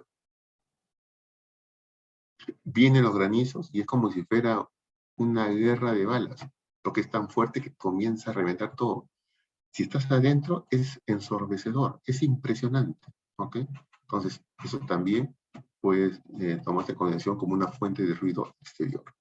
Y ya después tenemos las fuentes de ruido interior, o sea, las que se generan dentro de nuestro propio ambiente construido, ¿ok? Si alguno de ustedes, no sé, pues es fanático de la música y le gusta tocar, preguntémosle a su familia o a sus vecinos, a ver si no los odian cuando se ponen a tocar en la medianoche o un domingo, que uno quiere descansar, ¿ok? Entonces, otro ejemplo típico, lo más común, un patio de comidas en un centro comercial. ¿Qué hacemos ahí? ¿Caminar? comer, conversar. No estamos gritando, no estamos bailando, solo estamos haciendo esas actividades y el nivel sonoro es extremadamente alto, ¿ok? Estamos expuestos a un nivel muy, muy alto. Obviamente, esto es por razones comerciales, que se tiene que ser así para que la rotación de los comensales sea muy continua y frecuente. En un call center ya ni les cuento, de lo que ustedes ven en la imagen de la parte inferior derecha. O sea, el call center, que es una cantidad de gente impresionante que está trabajando, solamente conversando por teléfono, y el nivel sonoro es extremadamente alto, es muy, muy alto. Pues tienen que trabajar con auriculares para no estar molestando. Una cosa que les iba a decir también respecto a lo que comentó, disculpa Richard que me meta en tus preguntas, de lo que usan audífonos. Una referencia, entre comillas, base, si no tienes un audífono bien preparado o no tienes un limitador de nivel sonoro en tus celulares, algo de esto, y también se los digo a mis alumnos.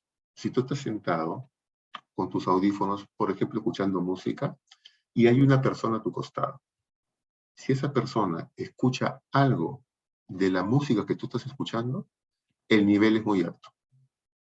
Así de simple. El nivel es muy alto. Prácticamente no debería escuchar nada para que tú no tengas problemas con tus niveles a lo que estás escuchando la música con tus audífonos. Pero bueno, ese era un break. ¿Qué otras fuentes de ruido nos vamos a encontrar? Vamos a estar expuestos. Las instalaciones comunitarias, ¿ok?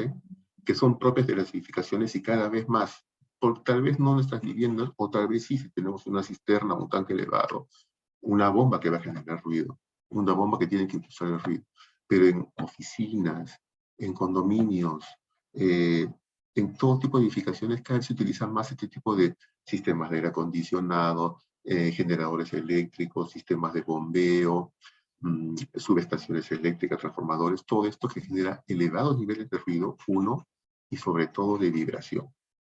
¿Ok? Ay, perdón.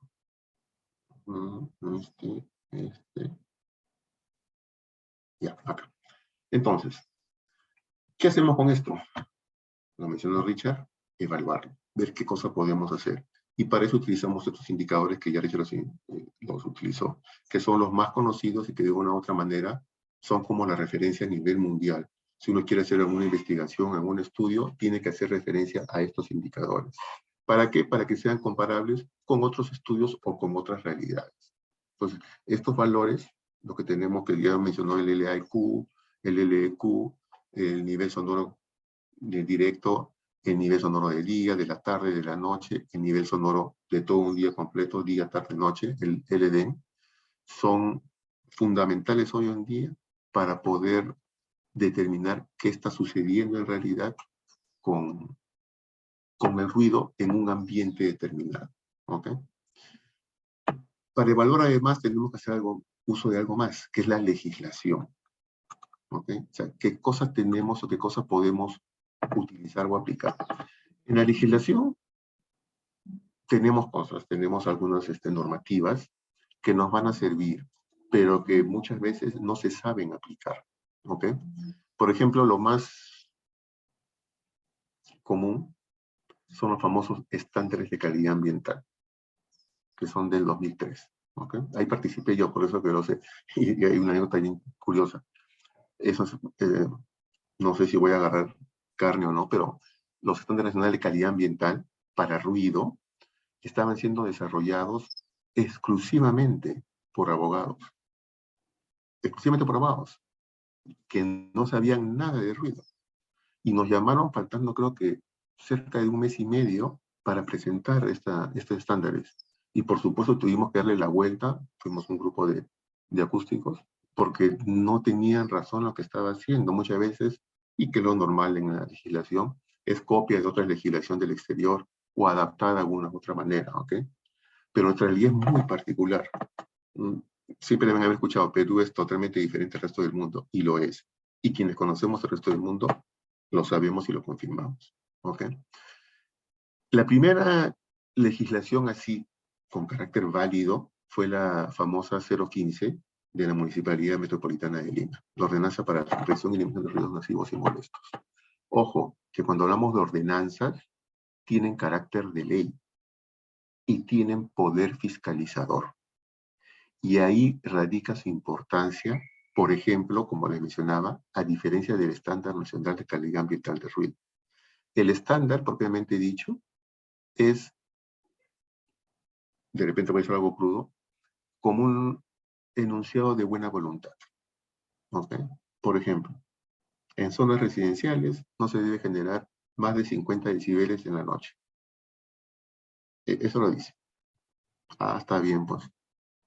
Si mi vecino, el ejemplo que puso Richard, genera una fiesta el domingo a las 10 de la noche, yo me voy a la comisaría, me voy a serenazgo y digo, hey, mi vecino está haciendo ruido.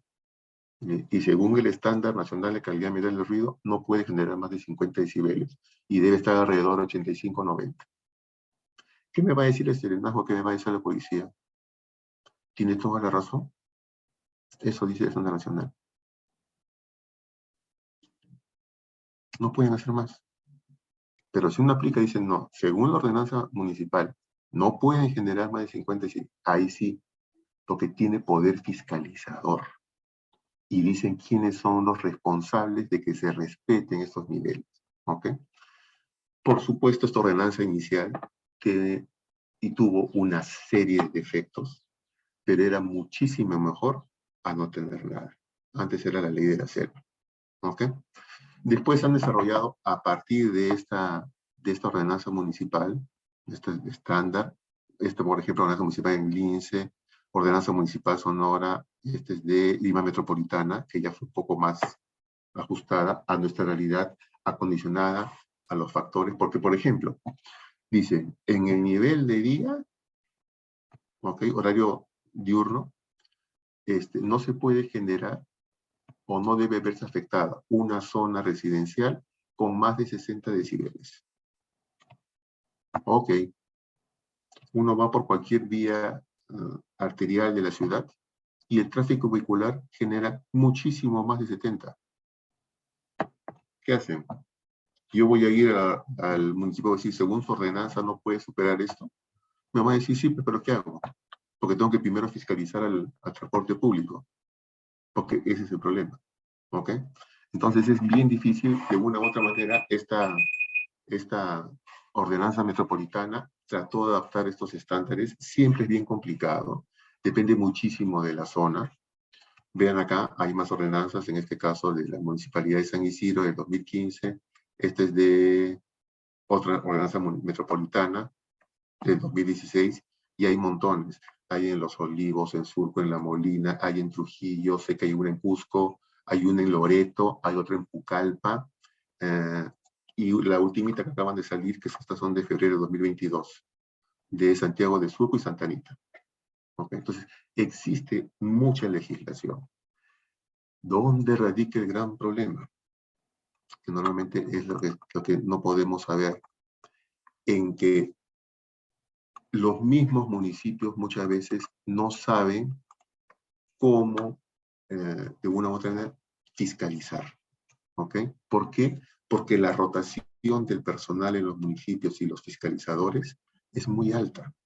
Y te los digo por experiencia propia. Nosotros, dentro de parte de los servicios que da el laboratorio, es de capacitar a la gente de la municipalidad. Y lo hemos hecho con la Municipalidad de Lima, con la Universidad de San Isidro, con Miraflores, con Surco, con La Molina. ¿Ok? Les damos clases, todo esto, el otro, y si tiene suerte, ese personal va a durar ahí en ese puesto 6 meses, y de ahí se fue, y todo se perdió. ¿Ok? Entonces llega otro, tiene un instrumento, no sabe qué hacer, utiliza como puede, lo utiliza mal, entonces no puede de una u otra manera poner algún tipo de multa porque no va a ser válido. Entonces ese sí es verdaderamente un gran obstáculo. ¿Y para qué hacemos todo esto? O sea, ¿para qué cosa vamos a comenzar a ver todo esto de legislación, todo esto de las mediciones, de los indicadores? Precisamente para eso, para lograr un monitoreo, para lograr saber, ok, ¿cómo estoy yo? ¿Cómo me veo rodeado? ¿Cómo de una u otra manera una fuente sonora urbana o rural va a afectar a la población? ¿Ok? y existen diferentes estándares para hacer este monitoreo. O sea, uno tiene que llevar a cabo todo este proceso de mediciones bajo ciertos requerimientos normativos. En este caso particular, lo que les muestro acá son las normas que dice la ISO, que son como las bases a nivel mundial. Uno puede adaptar una norma técnica peruana y se va a adaptar a este de aquí, ¿ok?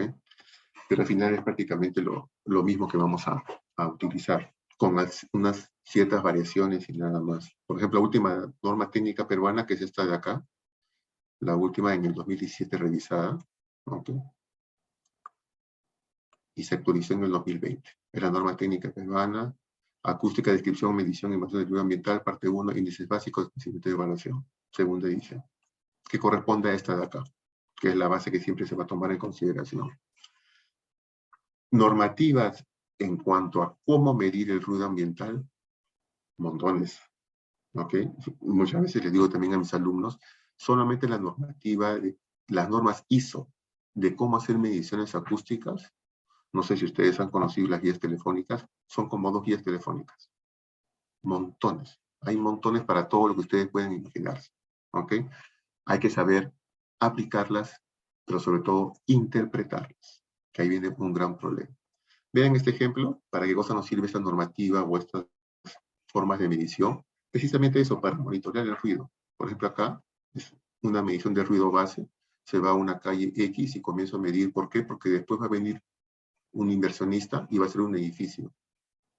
Entonces, yo vecino no quiero ese edificio o no quiero que me haga más ruido. Acudo, ok, ¿tienen una medición de línea base? Sí. Esto es lo que ustedes ven acá. Esto es lo que se midió antes que yo exista, yo edificio exista. Ahora que existo, no debo superar estos niveles. ¿Ok? Entonces, bueno, como mencionó justamente Richard hace un momento, se miden en diferentes periodos, mañana, tarde y noche, en posiciones representativas, se toman muestras representativas porque no se va a medir 24 horas, porque es un trabajo extremadamente tedioso, pero sí normalmente se miden en los periodos más críticos, ¿ok? Donde hay mayor nivel de ruido, principalmente mayor tráfico vehicular, porque es a lo que va a estar expuesto. Porque esta información normalmente la solicitan las constructoras o las que van a edificar algún tipo de construcción, porque quieren saber a qué niveles van a estar expuestos. ¿Para qué? Para a partir de eso decidir, ok, si estoy expuesto a este ruido, y por ejemplo, yo voy a construir un edificio de oficinas prime, ¿ok? Para que lo alquilen empresas extranjeras. Ellos no van a tolerar el ruido. Lima es una ciudad extremadamente ruidosa. Entonces, ¿qué tipo de cristal tengo que poner para que no sientan este ruido? Si hago un edificio de departamentos, ¿qué tipo de vidrios voy a poner para que no sientan este ruido? Entonces, por eso utilizan este tipo de monitoreos. Y también a partir de este monitoreo yo puedo comenzar a generar lo que se llaman los mapas de ruido. ¿Ok? ¿Qué cosa es un mapa de ruido? Básicamente como si fuera un plano en el cual yo voy a leer qué está sucediendo con las fuentes de ruido habitual. Como bien dijo hace un momento Richard, todo esto comenzó principalmente en Europa, en la Unión Europea. Ellos comenzaron a desarrollar y a habilitar todos estos requerimientos de mapas de ruido para lo que vendría a ser todas sus planificaciones urbanas. Inicialmente dijeron, ok, toda ciudad que supere creo que eran los 5 millones de personas, tienen que tener un mapa de ruido con un monitoreo permanente 24/7 todo el año, porque eso comenzaba a dar información. Sabemos nosotros que, por ejemplo, en Europa los climas son extremos, sus inviernos son muy calientes y sus fríos son gélidos, sus inviernos son gélidos, a diferencia de nosotros que tenemos un clima mucho más tranquilo, entre comillas.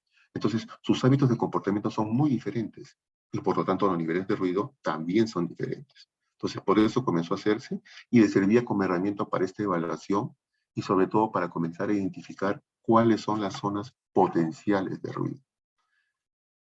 Vean acá un ejemplo, que lo que quiero mostrar ahora, ejemplos de este mapeo de ruido ambiental. Esto ya se hizo hace más de, ¿cuántos son? 13, casi 15 años. Tesis de un miembro del laboratorio, que en realidad de un programa de simulación, que también se puede hacer por simulación por computadora, este mapeo de ruido, pero uno tiene que alimentar al programa. Y en este caso se alimentó con mucha información no solamente información física, atmosférica, del tráfico que está, es conteo de vehículos, qué tipo de vehículos públicos de carga, privados, motos, velocidades, donde hay semáforos. Se alimenta con la mayor cantidad de información y además se hicieron mediciones reales para después compararlo. Y se vio que había una correlación muy alta. Y lógico, mientras más información des al programa, mejor resultados o más fidedignos serán. Y vean, por ejemplo, en este caso es el damero de Pizarro. Tomen en cuenta solamente el damero, no lo que está acá alrededor, que no se emite información. Este es un día, por ejemplo, un día típico de un promedio día, tarde, noche. En ese entonces, ¿qué cosa es lo que estaba más contaminada? La avenida Bancay, la avenida Tacna. Y después, acá vemos la escala, en niveles de 80, 85 decibeles altísimos. Después se venían los alrededores, unas zonas residenciales que estaban contaminadas por esa presencia. Esta es la avenida Emancipación, la avenida La Colmena, creo que es Lampa, también. Entonces ustedes pueden ver acá, lo que estaba menos contaminado, entre comillas, era la zona de Palacio de Gobierno. Acá. Entonces, ese tipo de información podemos obtener a través del monitoreo y del mapeo. Y si ustedes ven acá, usamos este indicador, que es el indicador típico para cualquier mapa de ruido. Otro ejemplo que les comenté, este es lo que se hizo para el estudio del cono de vuelo del aeropuerto Jorge Chávez. ¿Okay? Si ustedes ven, acá ven unos puntos verdes, es donde se tomaron las mediciones reales. Monitoreos en algunos casos de 24 horas, lo más aburrido que puede existir, porque no pueden hablar, no pueden hacer nada. O sea, su voz no puede interferir e incrementar la señal de ruido ambiental. Tienen que estar en silencio, ¿ok? Y en algunos momentos también muestras significativas del sobrevuelo de aviones. Entonces se vio cómo estaba afectando, se vio cómo iba a ser a futuro. Esto de acá, este es de 2004, este es cuando dijo, ok, se van a hacer nuevas pistas, 2007 y así. Entonces, esto me ayuda a tomar decisiones. ¿Es correcto lo que hago? ¿No es correcto? En este caso particular, en ambos casos, por ejemplo, lo que les mencionaba, o sea, LAP, que es la que toma Lima Airport Partners, no hace porque quiere hacerlo, es que necesita financiar todas las obras que venían. ¿Y quién es el presupuesto? El Banco Mundial. ¿Quiere que te preste? Perfecto, te presto. Muéstrame un mapa de ruido. Entre otras cosas, por supuesto. Entonces, por eso es que hacen ese tipo de investigaciones. Ay, perdón, este ya lo vimos. Es al revés. Acá. Vean acá. Ya hemos visto el mapa de ruido, hemos visto qué sucede con el ruido en las ciudades. Ok, veamos entonces ahora qué sucede con... Sí, no te preocupes, Gustavo. ¿Qué sucede a nivel general? Vean. África, Norteamérica, Sudamérica. Este es el nivel recomendable de 55 decibeles. Esta línea de acá. Este es el máximo recomendable si vives cerca a una zona transitada. Y vean el nivel promedio. Casi todos exceden. Es un nivel muy alto en general. Acá hay algunas ciudades. Vean estos gráficos. Vean acá. Las ciudades más ruidosas en el mundo. Va a depender, por supuesto, del momento en que se realiza, quiénes lo realizan, el procedimiento.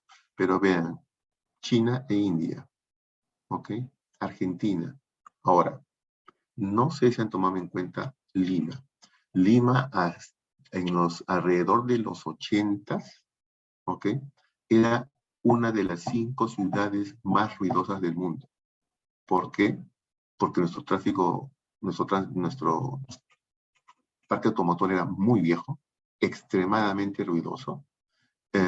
2, hoy día ya no tanto, pero antes sí, somos amantes de claxon. ¿Okay? Si alguno de ustedes ha vivido en el extranjero, y se lo digo por experiencia propia, por ejemplo, si viven en Europa y están en un atolladero de tráfico y a alguien se le ocurre tocar el claxon, hagan la apuesta de que ese alguien es un peruano. Y les aseguro que no van a fallar. ¿Ok? Porque tenemos o sea, bien innato en nosotros de que tenemos que tocar el claxon para que todos salgan. Si ustedes van a México, a Colombia, y ellos dicen, avanzamos a vuelta de llanta, de vuelta de rueda, o sea, así como si fuera cámara lenta. y felices. Nadie toca el claxon. Yo también me desesperaba, porque yo, pero ¿por qué no apuras? Así es el tráfico. ¿Ok? Entonces vean acá, algunas ciudades, deberíamos estar acá, definitivamente conozco Madrid, no es tan ruidoso como Lima, conozco Buenos Aires, no es tan ruidoso como Lima, conozco París, Barcelona, no es tan ruidoso como Lima. Lima es extremadamente ruidoso. ¿Ok? Veamos ahora ya para acabar lo que es el ruido en los tiempos de la pandemia. ¿Qué sucedió?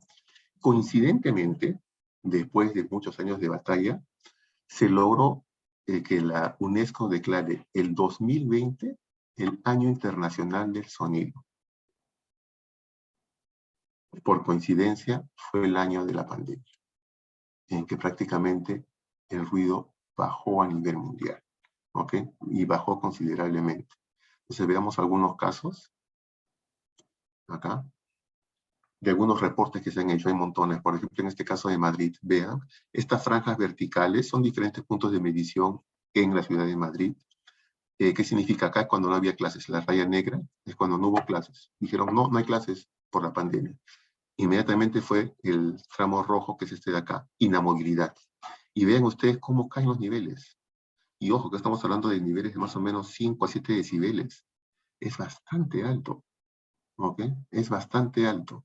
En casas de campo no fue tal, porque casas de campo es un parque.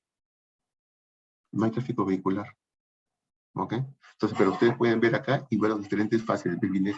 Solamente puede salir para hacer cosas esenciales.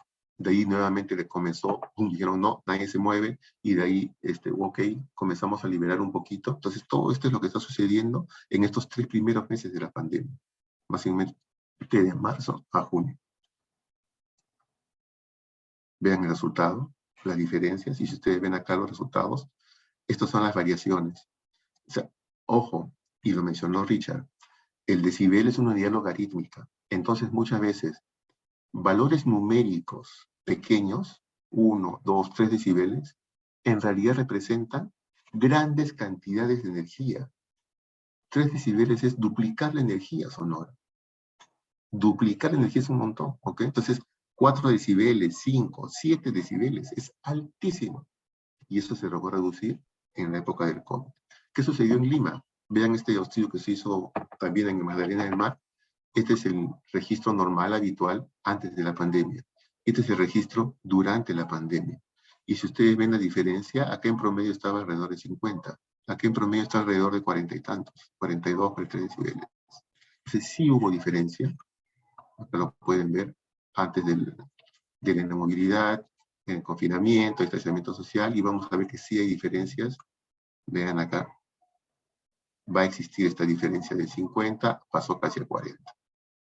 Entonces, eso existió, eso se dio, y nosotros de una otra manera lo vivimos. Tuvimos, entre comillas, la suerte de vivir. Entonces, como resumen de esto, no seamos cómplices del ruido, nosotros podemos hacer que no estemos expuestos al ruido, no generemos más ruido de necesario, ¿ok? Lo que tratamos de buscar es siempre esto, un ambiente calmo, tranquilo, en el que podamos trabajar. Pero recuerden algo, ¿podemos vivir sin ruido? No. Estamos siempre expuestos al ruido, ¿ok? Hay una investigación de que en el ruido, en el silencio más absoluto, van a aparecer ruidos. Nuestros ruidos internos, nuestro corazón, nuestro estómago, nuestra respiración, que vamos a comenzar a percibir. Entonces siempre vamos a estar expuestos de una u otra manera al ruido. Ok, muchas gracias. No sé si tienen alguna pregunta. Estoy aquí dispuesto a responder. Perfecto, profesor. Muchas gracias por la exposición. Ahora continuaremos con la ronda de preguntas. Hemos logrado adjuntar 5 preguntas. ¿Ok? Ajá, Bueno, comencemos con, ¿es posible lograr un entorno de 0 decibeles? no, muy difícil. Salvo que te vayas en medio de nada, sin gente. Lo que pasa, vamos a ver, ¿qué cosa significa en medio de nada? Por ejemplo, en la selva. Ruido de las hojas, ruido de la lluvia, ruido de los animales. En la sierra, el ruido del aire, del viento. En el desierto, el ruido del viento. sea, siempre va a existir. Y eso, aunque tú creas, aunque es difícil entenderlo, está alrededor de 15, 20 decibeles. Me acuerdo cuando hicimos un proyecto se reconstruyó todo el Hotel Libertadores en Paracas, que se destruyó después del terremoto, y se fueron a hacer mediciones para ver qué cosa afectaba más a los futuros bungalows. Y más fuerte que el ruido de la carretera que va a toda la zona de hoteles, es el ruido originado por el oleaje del mar. ¿Ok? Entonces siempre vamos a estar expuestos a nivel de ruido. Llegar a niveles muy bajos. Algunas veces hemos hecho mediciones, por ejemplo, en el Golf de la Planicie, en medio de nada. ¿Ok? Lo mínimo, mínimo que llegamos, 28 decibeles. Y que para nosotros era un silencio, pero recontra absoluto. Entonces es muy difícil llegar a cero decibeles. Ok, perfecto, gracias. Continuemos con la siguiente pregunta. ¿Cómo optimizar la actual legislación nacional respecto a ruido? ¿Qué nos falta? Y se está trabajando en eso. El INACAL está a cargo de todo eso y estamos siempre en mesas de trabajo y todos. Básicamente es para nacionalizar las normas internacionales, que es lo que hacen todos los países, y de una u otra manera adecuar nuestra realidad. Como les dije, o sea, tenemos unas condiciones particulares en cuanto a ruido también. Entonces, vivimos expuestos a ruido casi todos. Y es totalmente, si alguno de ustedes ha vivido o estado en provincias, por ejemplo, piensen nada más cómo sentimos el ruido urbano aquí en Lima y el ruido urbano en Juliaca, que es el reino de las mototaxis. O sea, es impresionante. No puede bajar el nivel de ruido. Es imposible, porque es un medio de transporte. ¿Ok? Pero entonces se está trabajando con eso y a todo nivel, no solamente a nivel de ruido ambiental, a nivel de ruido de edificaciones, a nivel de acústica de vehículos y todo eso. Pero toma mucho tiempo. Ustedes ya saben que la burocracia pública es bien, bien fuerte. Perfecto, gracias. Siguiente pregunta. Aparte de Lima, ¿qué regiones del Perú registran mayor contaminación acústica? La que utiliza mototaxi. Ah, las ciudades en general con mototaxi como principal medio de transporte. Exacto. Casi todas las de la selva, Tarapoto es un infierno, Juliaca es la ciudad para mí más contaminada desde el punto de vista acústico, y Quitos, Pucallpa también sé que es un poco de la que yo conozco. Interesante. Y siguiente pregunta sería, ¿dónde puedo reclamar si en mi zona se superan los niveles permitidos de ruido? El Serenajo y la policía. Ah, ellos ya son los encargados de delegar entonces todo ese caso. Ellos son los encargados de fiscalizar esto. Ajá. Ellos están encargados. Ahora, va a depender mucho del municipio. ¿Ok? Por ejemplo, si vives Los Olivos, Surco, La Molina, Miraflores, en estos distritos que tienen una legislación bien fuerte, la de Miraflores es bien, bien, bien delicada. ¿Ok? O sea, es bastante pronunciada, y no solamente con ruido, sino también con vibración, que es otro tipo de energía, de radiación mecánica de energía. Entonces, pero sí, o sea, ellos son los llamados a fiscalizar o a representar al fiscalizador. En realidad, los municipios, ellos son los encargados directos de todo lo que vendría a ser problemas de ruido a nivel urbano, dentro de sus jurisdicciones, ¿no? Ujú, perfecto. Y la última pregunta. ¿Actualmente considera usted infravalorados los riesgos y consecuencias de la contaminación acústica? Depende de la población, ¿no? Cada vez la gente se da cuenta de que tiene derecho a vivir sin ruido, ¿ok? Y te exige, y te exige. Antes, por ejemplo, no sé, pues en una vivienda que tú comprabas nueva, sabías que ibas a sentir todo el ruido de la calle, sabías que se sentía el ruido que venía del costado, ¿ok? Hoy en día no, hoy día la gente se queja, y se queja bastante. Y dice, yo te estoy pagando, estoy sacrificando mi vida para comprar esta vivienda, tengo el derecho a vivir en silencio. No tengo por qué escuchar a mi vecino. ¿Ok? Entonces sí, sí se está dando consciente. Hay partes en las que no, evidentemente. O sea, eso depende mucho de lo que vendría a ser eh, los medios de comunicación y comenzar a hacer propaganda y todo esto, porque no, en realidad la gente no conoce mucho. O sea, yo estoy en esto metido desde los 90s, y antes apenas se conocía la palabra acústica. Poco a poco uno se va haciendo el mercado, va haciendo conocer de que es cierto, o sea, todo lo que uno hace es realidad, no lo estamos diciendo por trabajar o por vender nuestro trabajo, es porque es cierto, estamos protegiendo de una u otra manera la forma en que van a vivir, la forma en que van a trabajar o van a divertirse en cualquier momento. Ujú, perfecto. Con esto concluye la ronda de preguntas. Agradecemos a nuestro ponente Sí. Carlos Jiménez por brindarnos tales conocimientos que sin duda son enriquecedores para todos los presentes respecto al tema. Ok, muchas gracias. Así de... permítame. Ujú. Así, de parte de Henry, agradecemos también su disposición a participar en este evento y promover el conocimiento sobre este tema, por lo cual les hemos entregado también este certificado que socializaremos al final del evento. Muchas gracias. Por lo que ya casi culminando el evento, me gustaría invitar tanto a nuestros dos ponentes para que pudieran hacer unas palabras de cierre respecto a toda esta exposición. No sé, ¿quién desea comenzar? Sí, claro, cómo no. Básicamente, hemos visto esto, el problema del ruido, entonces seamos conscientes de a lo que estamos expuestos de una u otra manera y cómo nosotros definitivamente podemos contribuir. No hagamos ruido más de lo necesario, no seamos esclavos del claxon, cuidemos nuestro sistema auditivo, es uno solo, entonces protéjanlo porque no tiene reemplazo. Y básicamente eso, o sea, cuando escuchemos, si somos locos de la música, ok, pongamos nuestra música, pero no exageremos el volumen. O sea, yo voy a gozar con la música, mi vecino no, no tengo por qué estar hiriéndolo, ¿ok? Básicamente es eso. Sí, bueno, yo también un poco complementando lo que dice Carlos, sí, básicamente ya es bastante alentador que haya un grupo interesado en asistir a esta charla, ¿no? Y también todo lo que ustedes están haciendo como grupo para promover, digamos, el conocimiento de este problema que constituye el ruido, ¿no? Entonces, sí, o sea, como dijo Carlos, ¿no? O sea, nosotros podemos contribuir a que esta ciudad sea más ruidosa de lo que es. Para mí también, yo creo que Perú Lima es una de las ciudades más ruidosas que hay. No conozco tantas ciudades como Carlos, pero en las que he estado, definitivamente Lima les gana a todas.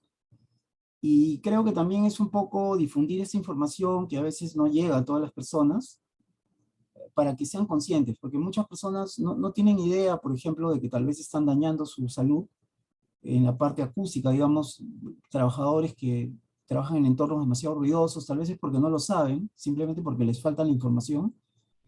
Entonces, en la medida que eso se difunda, yo creo que va a ser positivo, ¿no? Entonces, creo que ese es el mensaje final, ¿no? Tratar de encontrar una mejora en la medida de lo posible, reducir el ruido para que vivamos una vida un poco más saludable, ¿no? Que no cause tanto daño todas estas actividades que a veces se generan irresponsablemente en algunos casos y en otros casos tal vez por desconocimiento, pero sea como sea, están generando daño, ¿no? A otras personas, ¿no? Eso sería básicamente lo que diría, ¿no? Muchas gracias a ambos profesores por sus palabras finales. También mencionar que esta grabación, todo esto se ha grabado y va a ser subido a la página de Gemra donde lo vamos a promocionar mucho más para que lleguen más personas y también se juntarán los PPTs, las exposiciones que ustedes han realizado, ¿no? Para que se profundice un poco más. Y disculpen si hay una última pregunta que nos llegó de último minuto, si estarían dispuestos a responderla súper rápido, sería de bastante ayuda. O sea, digo, Claro, hay, hay una norma que regule el ruido máximo permitido en una construcción, por ejemplo, la construcción de un proyecto inmobiliario. Gracias. en una norma específica no hay, no existe. O sea, normalmente se toma en consideración que no te excede el nivel de ruido. Lo que sucede es que en otras realidades, por ejemplo, si van a construir un edificio y sabes que va a ser un ruido extremadamente alto que va a afectar a tus vecinos, por legislación, la constructora está obligada a, durante esta etapa ruidosa, trasladar a estos vecinos alquilar o llevarlos, entre comillas, a un hotel mientras hacen el ruido, sin ningún pago, y después deberían regresar. Por supuesto, son otras realidades. O sea, no es la realidad de Perú. Aquí es muy difícil. Normalmente muchas constructoras, las que son ya más formales y más grandes, sí saben de este problema, saben de que los vecinos muchas veces tienen las de ganar, ¿ok? Entonces no se exponen a esto, porque nosotros siempre le decimos, si tienes un problema de ruido, lo peor que puedes hacer es pelearte con el vecino con el que te ha quejado, porque ya la has predispuesto a que siempre va a escuchar el ruido, hagas lo que hagas. Y nos ha sucedido montones de veces. O sea, ya es un silencio absoluto y dice, no, ahí está el ruido, ahí está el ruido. O sea, ya es algo casi psicológico. Entonces, mejor es eso, o sea, conversar y decir, me está afectando el ruido, no puedo vivir así, veamos, póngales. Ahora, hay plazos para construcción, las municipalidades dan, o sea, puede ser creo, entre las 7 de la mañana y 5 de la tarde. Después no puede hacerlo. y en días sábados entre las 7 de la mañana y 1 de la tarde. Después no pueden construir, salvo Carlos, casos muy excepcionales. Carlos, pero disculpa, una pregunta, pero por ejemplo, para la normativa, digamos, de construcción, o sea, digamos, los constructores no están obligados a poner una pared doble o a un piso flotante, eso no está en la norma, ¿no es cierto? No, no está en la norma. Claro, entonces mientras no esté en la norma, vamos No a pueden tener tener problemas. una, ni siquiera está en el reglamento de edificaciones. El reglamento de edificaciones, que es el que rige todo, la construcción en el Perú, dice, deben tomarse en cuenta la mejora acústica. Claro. No te El dicen nada. constructor no va a invertir más, pues. Exacto, exacto. Porque es un costo, y es un costo fuerte muchas veces. Claro. Perfecto, entonces con eso daríamos por culminada la potencia del día de hoy. Muchas gracias a los asistentes y a ustedes, dos profesores. Y gracias por todo. Hasta luego, hasta una nueva Muchas oportunidad. gracias. Gracias. Saludos a Gracias. todos. Hasta luego. Chao, chao.